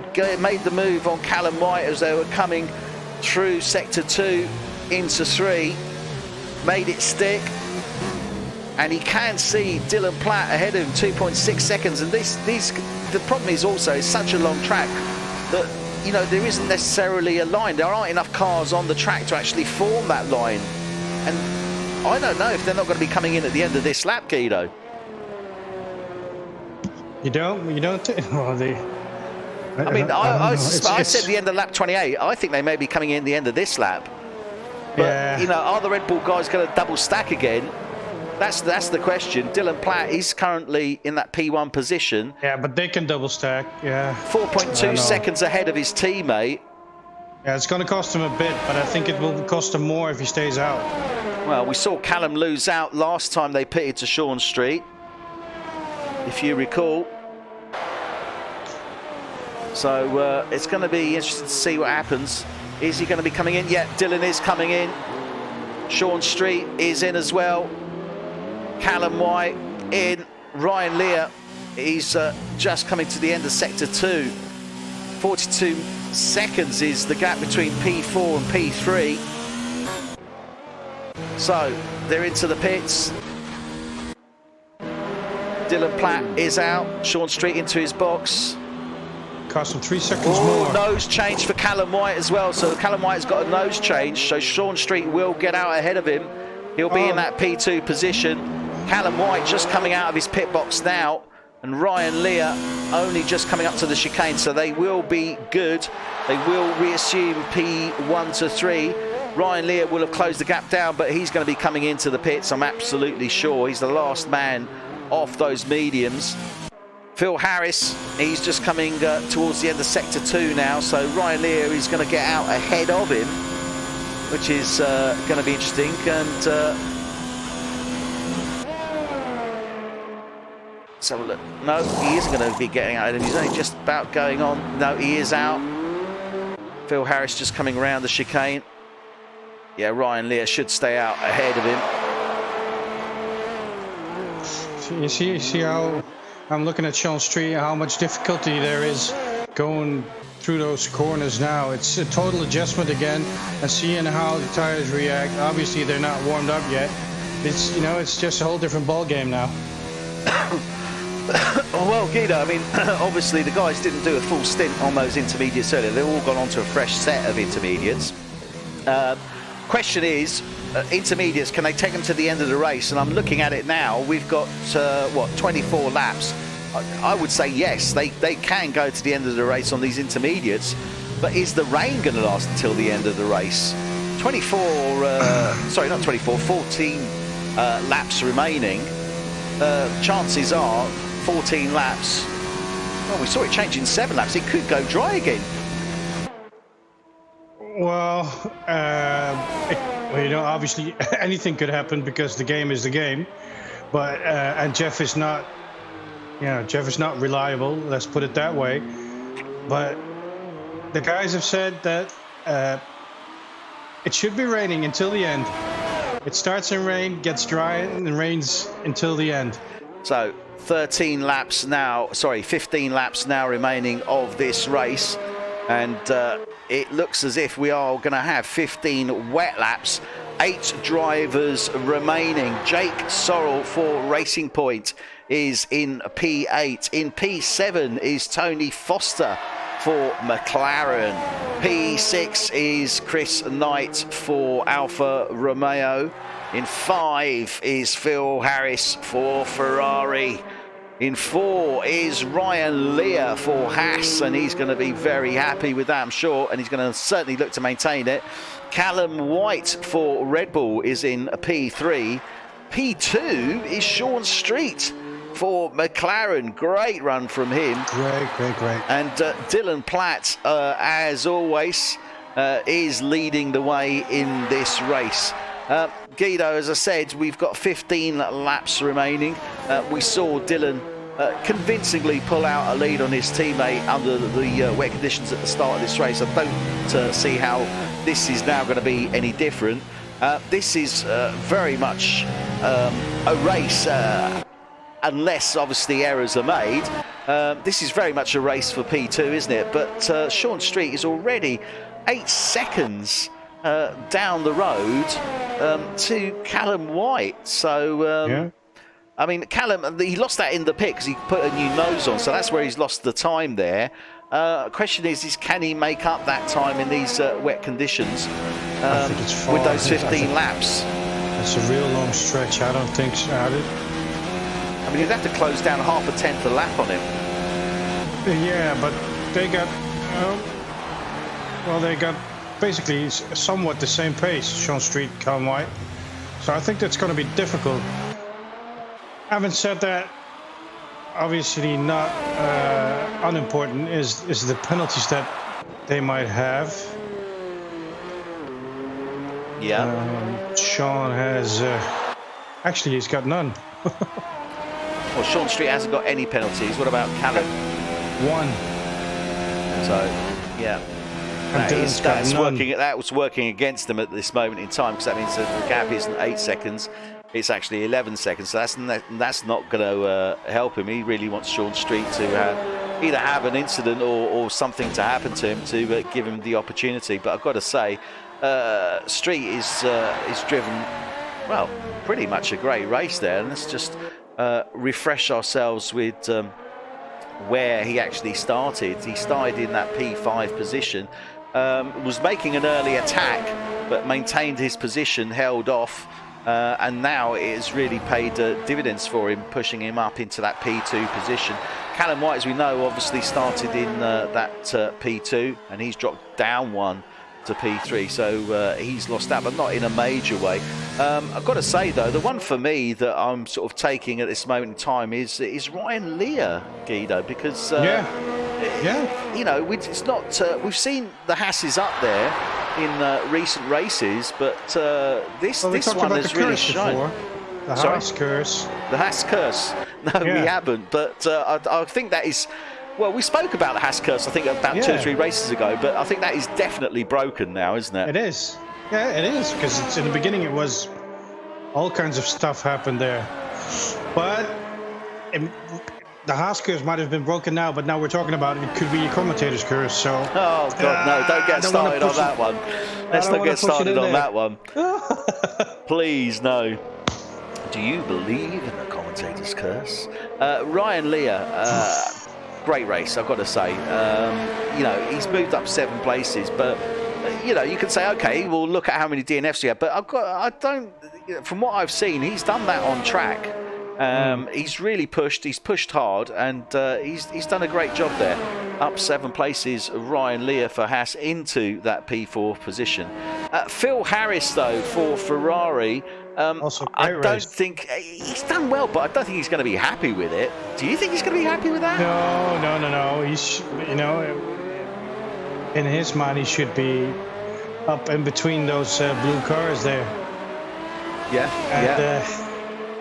But you know, in these conditions, he certainly has the pace. Yeah, definitely. But it just hasn't worked for him, has it? It just hasn't come together. The race hasn't worked. You know, the pits haven't worked. He's one of those guys that is supposed to be driving up there, but it's not. It's just not working at this moment in time. Oh, did I just say that? Yep. You did. Oh, I haven't said it at all, but you did. That's going to come back on the clip somewhere. But I totally concur with what you're saying there.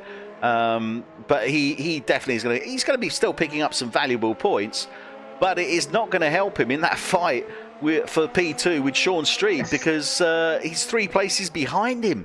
Yeah, And it's the Ferrari who's losing one driver, while the Red Bulls are finishing with both. Yeah, and the McLarens and as the well. McLarens, and that's going to cost them.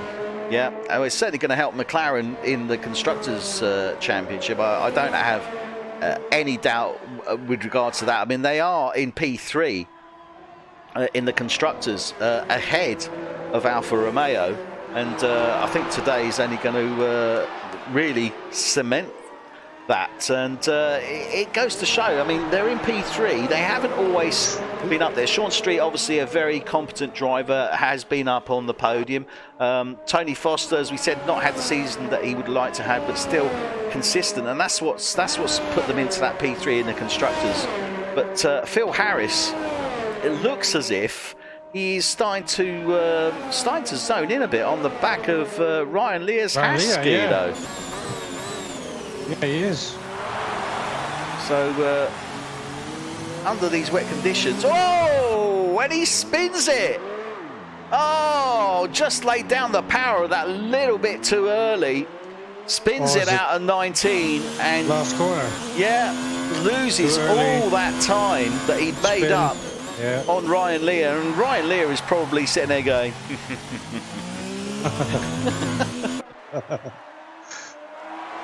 But yeah, Phil Harris. That's just going to add insult to injury. I mean, Phil, I suspect would probably not be a happy bunny, and then to spin it out at 19. But I think it's probably going to give him. It's going to give him a little bit of red mist, and I don't think it's going to be too long before he closes in on the back of Ryan Lear again, Guido. Oh, red mist. Will it? Yeah. Not in this rain, not on this track. Well, I suspect that it will. I mean, Phil is fairly controlled in his driving, so I'm sure he'll leave it on the track. But yeah, this is.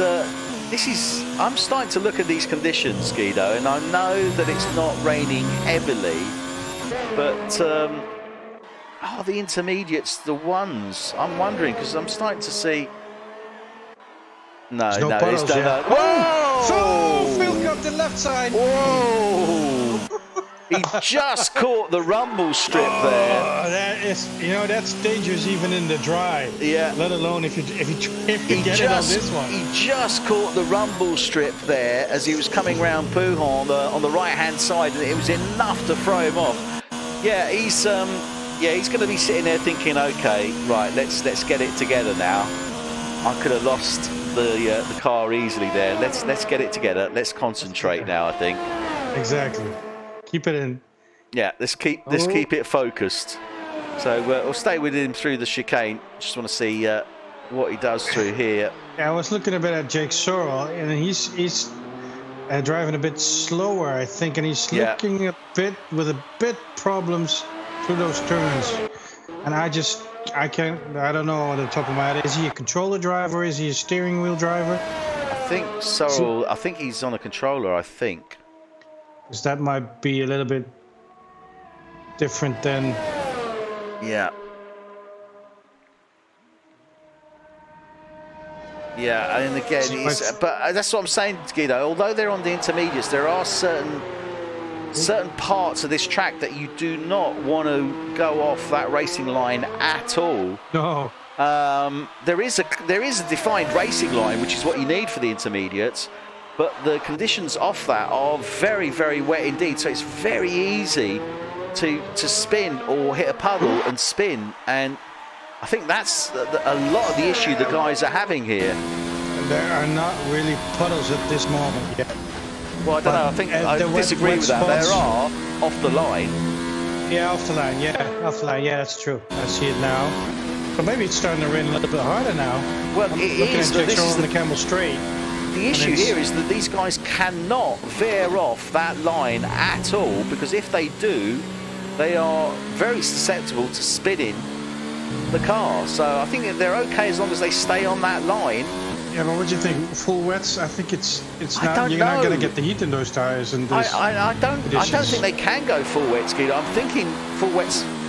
If it was another track, I'd probably say full wets. But this track, Spa, it's so long that I don't know. I don't think they're going to gain enough because the line is there. But as I say, you just cannot veer off it at all. So it's very, very tricky conditions. And we've got 10 laps remaining, Guido, but 10 very, very tricky and difficult laps, I think, ahead of them. Phil slid out a little bit again.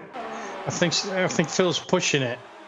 He is pushing it. He's definitely, really power sliding through the final chicane. He's definitely power sliding it through the final chicane. There's no two ways about it.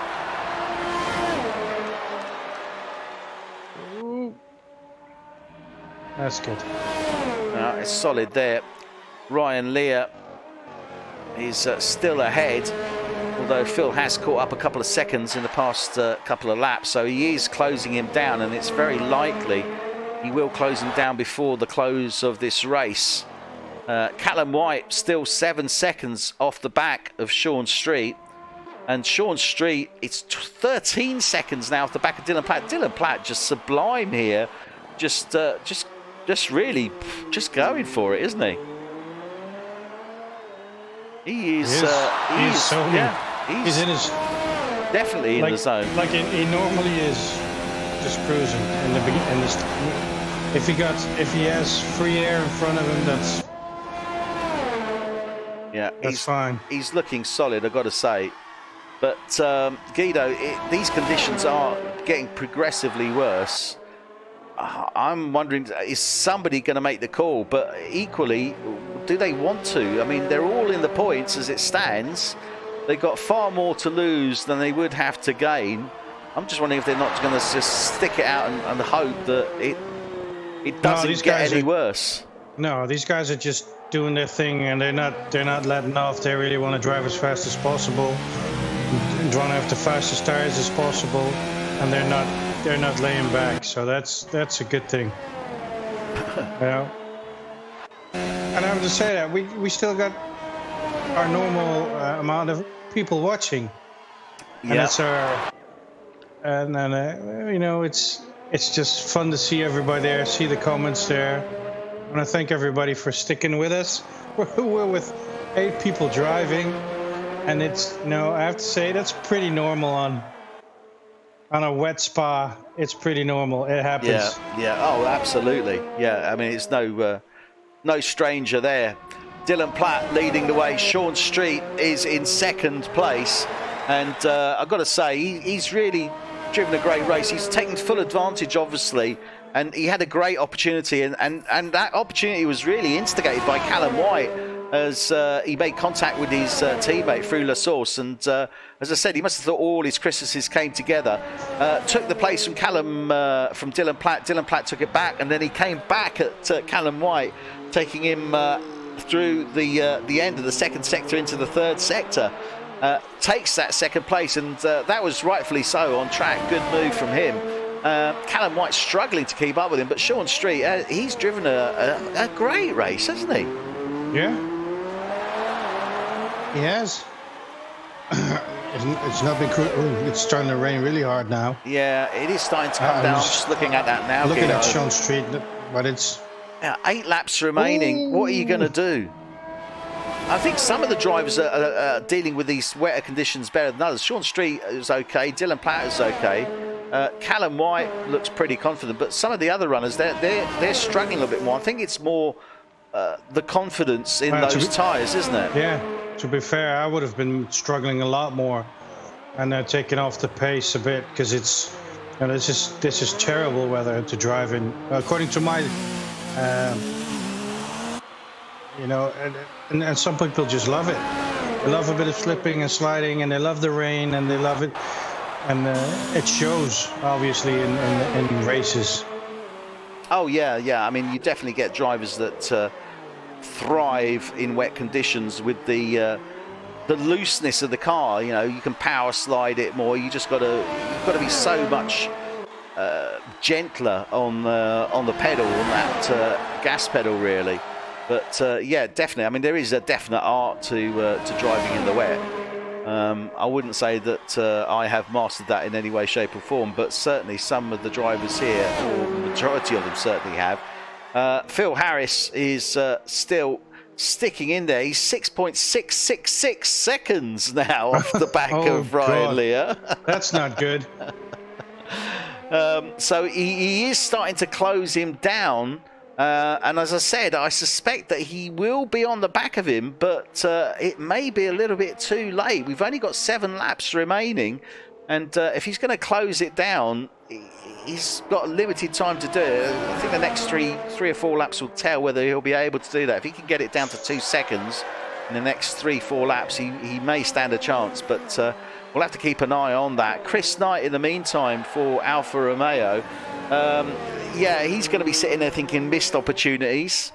I think he could quite easily have seen himself up on that podium today, but it just didn't work out. But still, you know, what can you do? You know, it happens. He's dropped 3 places, started in that second row, remember, but it just hasn't worked for him. I mean, do you think he's missed his teammate Thomas Cook riding shotgun for him? Because obviously he had Sean Street immediately on the back of him, didn't he? Yeah. Oh, what happened there? I thought I saw somebody sliding. Sorry. I say Chris Knight. I mean, do you think he's missed not having his teammate there from the start of the race? Because he had Sean Street straight in there challenging him, and it just hasn't really worked for him so far. Yeah, well, I don't know if that has to do with, you know, Sean Street has been delivering the last races. Yeah, but the Alfa Romeo guys have as well. But it's just, as I'm saying, Chris, I just don't think it's really worked. You know, Lady Luck has not necessarily smiled on him today, whereas with Sean Street, I think she you know, she was a little bit friendlier with him today. Because, you know, had Callum White not made contact with Dylan Platt, he very likely wouldn't have been able to close down that gap. Well, he probably would have closed it down, but, you know, it would have been different, let's put it like that, I guess. Yeah, it would have been, yeah. Would have, should have, could have. Well, yeah, that's a fair comment. That's a fair comment. I can't argue with that one. Yeah, I'm not someone who wants to be smart like that, but it's, you know, it all comes down to who has the ability and who has a little bit of luck. Sorry, Dylan Platt is into the pits, Guido. What's that all about? And he's going on to another set of intermediates. I think he may have. Well, no, I think he may have made contact. No, because he didn't change the nose, did he? Yeah. Oh, did he change the nose? I think he may have made. See that. Oh, no, he didn't change the nose. It's only a tyre change. So he's going to go for a fast lap then. So he's got the confidence that he can overtake them both. And look who's P1. Well, yeah, Sean Street is now P1, but Callum White is in P2. What I don't get is there's only 6 laps remaining. Why has Dylan Platt come in? Maybe his tyres were gone. Maybe he's pushed it that hard.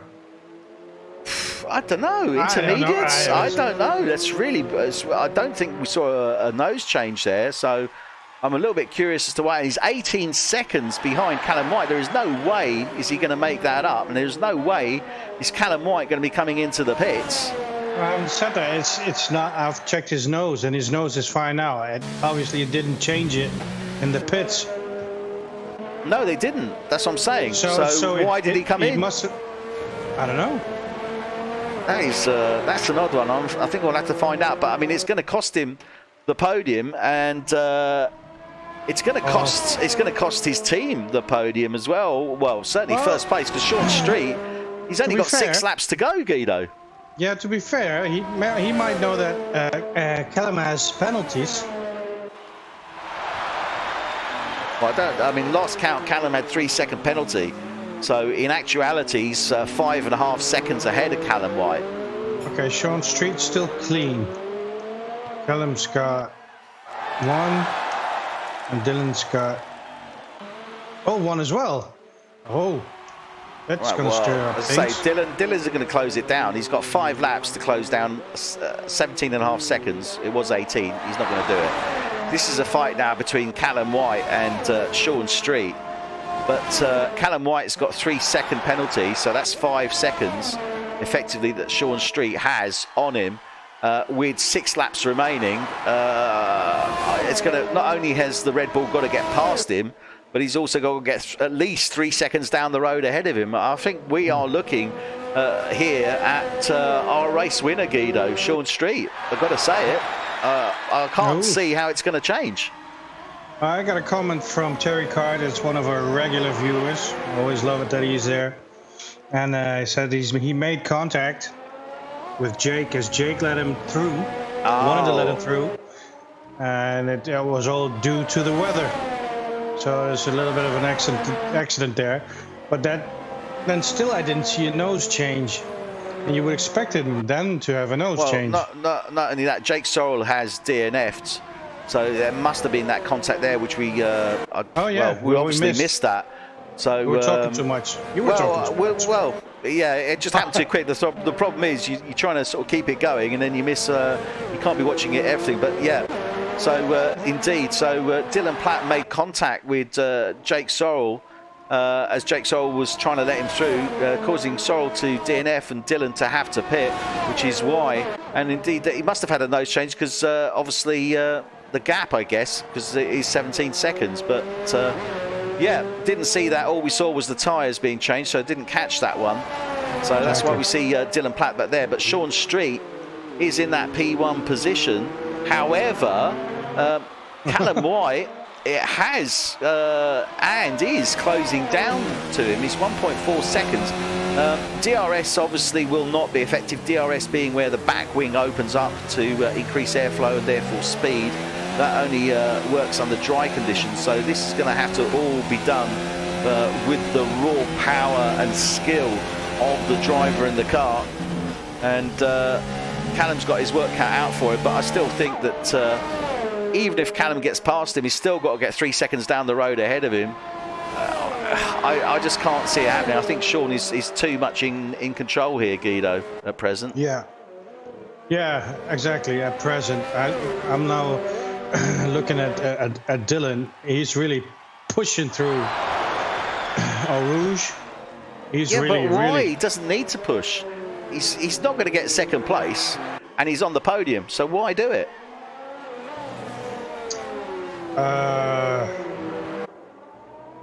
Prestige, I don't know. Maybe he's going for the fastest lap. I guess that is a possibility. Certainly, that's the only thing that I could see. Yeah. But other than that, I can't really see the point. You're going to get on the podium anyway. You're going to get third place. You're no way you're going to get second unless your teammate goes out, which you don't really want because it's all points for the team. So, yeah, I mean, Sean Street is definitely going to be under pressure here in these closing 4 laps. This is F1 Tonight UK, and we are here on board with Sean Street, our race leader. 4 laps remaining, but on his tail is Callum White in the Red Bull. He has a 3-second time penalty to be applied to his final time, which means in reality he is running 3 seconds behind Sean Street. He has closed the gap down to him as they start on lap 40. He is now under a second behind Sean Street as they come out of turn 19. But not only has he got to get past him to take the win, he's also going to get 3 seconds at least down the road ahead of him. Can he do it?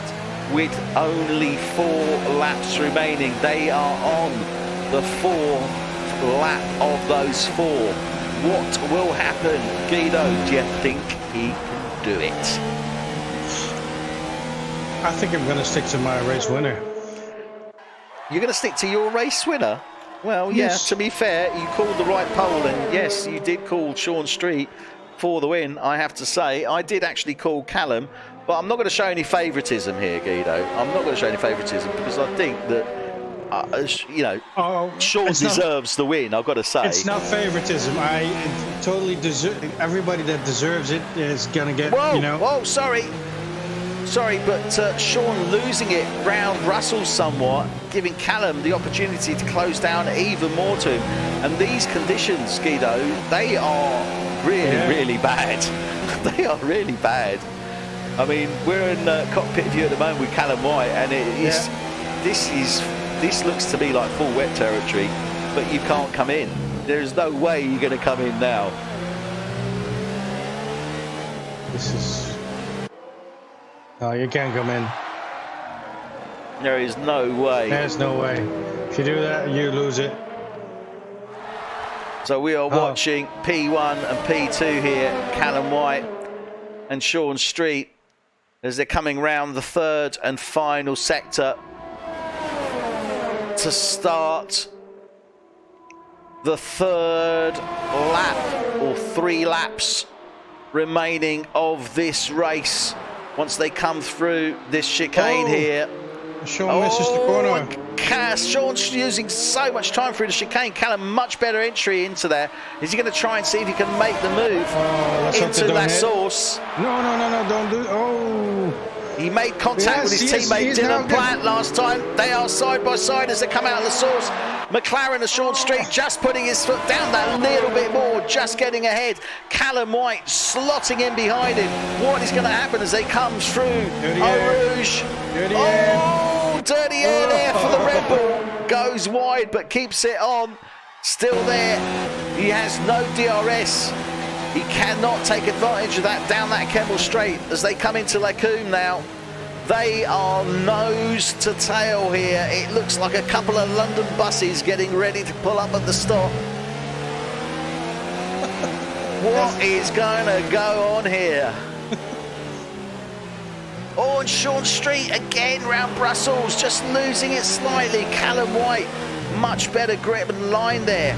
Really zoning in on the back of this McLaren now as they're coming down into turn 9. Turn 10, round Pujon now. Sean Street going wide. Callum can see the gap there, trying to go for it. Doesn't quite make it.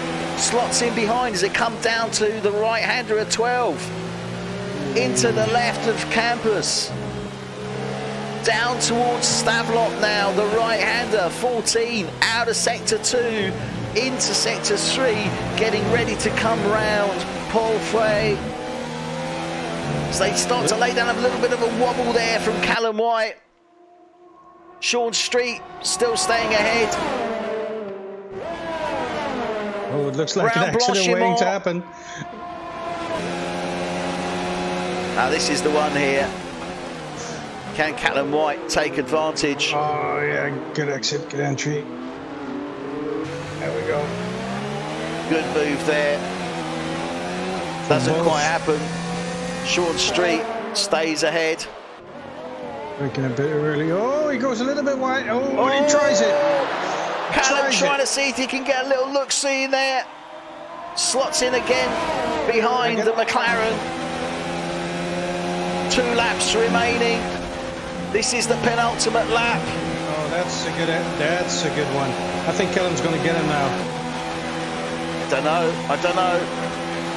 Can he make it as they come into Welkom? He hasn't quite got the legs. He's on. He hasn't quite got it.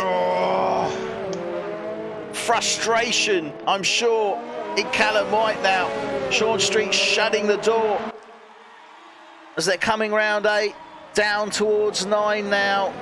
Brussels. Oh, has he lost it around Brussels again? Callum gets alongside him as he comes into turn 9.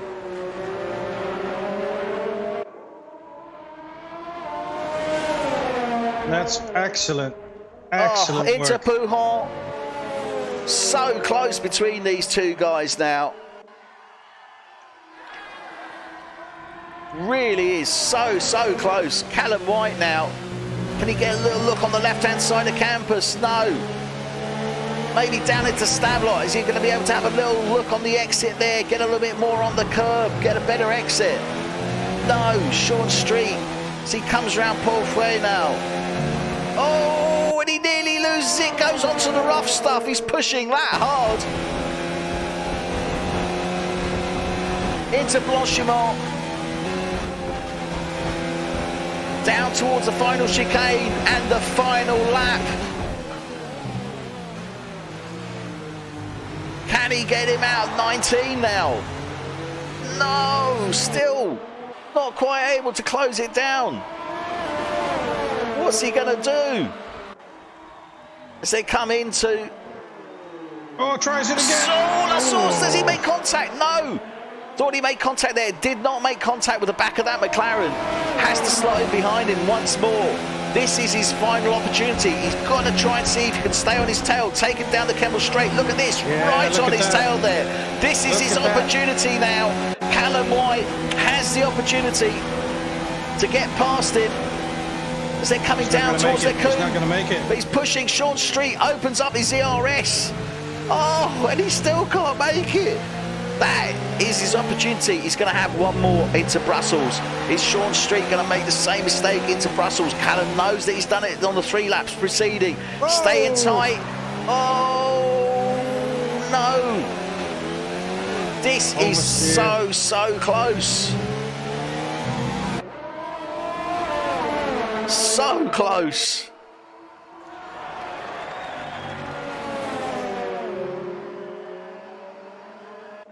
Oh, hardly breathing. I'm watching this and I don't know what to do. What can he do? His last chance here. He's on the exit of Stavelot into Paul Frey. That's his final shout. He's got to try and get him in there. Goes well. He's lost time. He's lost it. That's it. Opportunity over for Callum White. He will be on the podium, but he's not going to take that first place. Sean Street is going to have the honour of that. They've got 2 more corners to go now. You owe me 10. Final corners. Callum's still trying to get his nose in there. But Sean Street absolutely phenomenal drive. Crosses the line and takes the win. Second place goes to Callum White. And third place will go to Dylan Platt. But Dylan, look at that, Guido. 5.8 seconds. He closed down 12 seconds on those closing laps. Unbelievable. Absolutely phenomenal. Phil Harris for Ferrari will be coming across the line. And, well, I say he's going to take 4th, but Ryan Lear is right on him. Well, that's going to be interesting.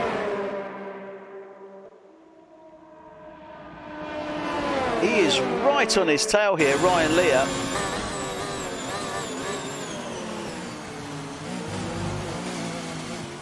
Phil Harris comes out. He will take P4. Ryan Lear for Haas takes P5. Chris Knight for Alfa Romeo just coming round sector, into the final chicane now, is he? Yeah, he is. So he'll be taking P6.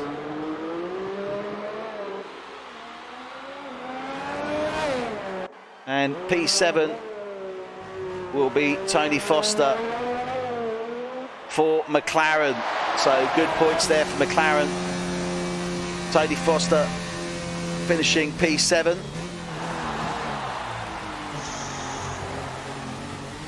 Great run there for the McLaren boys. So as they come onto the podium, Sean Street for McLaren takes the win. Fantastic job from him. Callum White for Red Bull comes second, and Dylan Platt for Red Bull comes third. Great points there for Red Bull, for the constructors and for the drivers, but a great result for Sean Street. He's going to be very happy with that, I know. Yeah, definitely. So there we have it. Awesome finish. Fantastic result there. And, well, that only leaves us really to driver of the day, Guido. And I think we both concur. We've had a look at it. And driver of the day goes to Ryan Lear. Ryan Lear. Haas. Very good race. Fantastic result for him. Yeah. Finished 5th, started 11th. Did a great race, performed well, held his ground, and overall fantastic improvement from him. So Ryan Lear for Haas takes the driver of the day. Okay, so as we draw to a close now this evening, and we just want to say thank you very, very much for joining us. We hope you've enjoyed the race. I know there's been a lot of comments, so look forward to reading those. If not later on tomorrow. But this Thursday, F1 Tonight are back here at Spa, but we are with the F1 Tonight Netherlands League. So they will be back this Thursday, 7:30 UK time, 8:30 Central European time. And your commentators will be Dan Hazard and Adrian Stats Rich. But as you can see there, the Drivers' Championship in NL is very, very close indeed. Certainly in the top two, and we can see the Basden Brand, the Alfa Romeo there sneaking in 3, and in the constructors as well, very much reflected there. So I guess it's going to be a tough race this Thursday, Guido, for you. I'm not looking forward to the rain, because it's definitely going to rain here. Oh, well, we'll see. You will see. Well, that just leaves us to say good night. So good night. From everyone, take care. We'll see you next week. Oh, yes, next week, Guido. We're back next week, but where are we next week? I'm just trying to think of that myself, actually. It was in Italy. Italy, Monza. Is it? Monza. It is Monza, isn't it? So we'll be back next Tuesday at Monza. So that will definitely be one worth tuning into. Very different race. Other than that, so that this leaves me to say is again, I will say good night, everyone. Take care. So good night from me. And good night from me.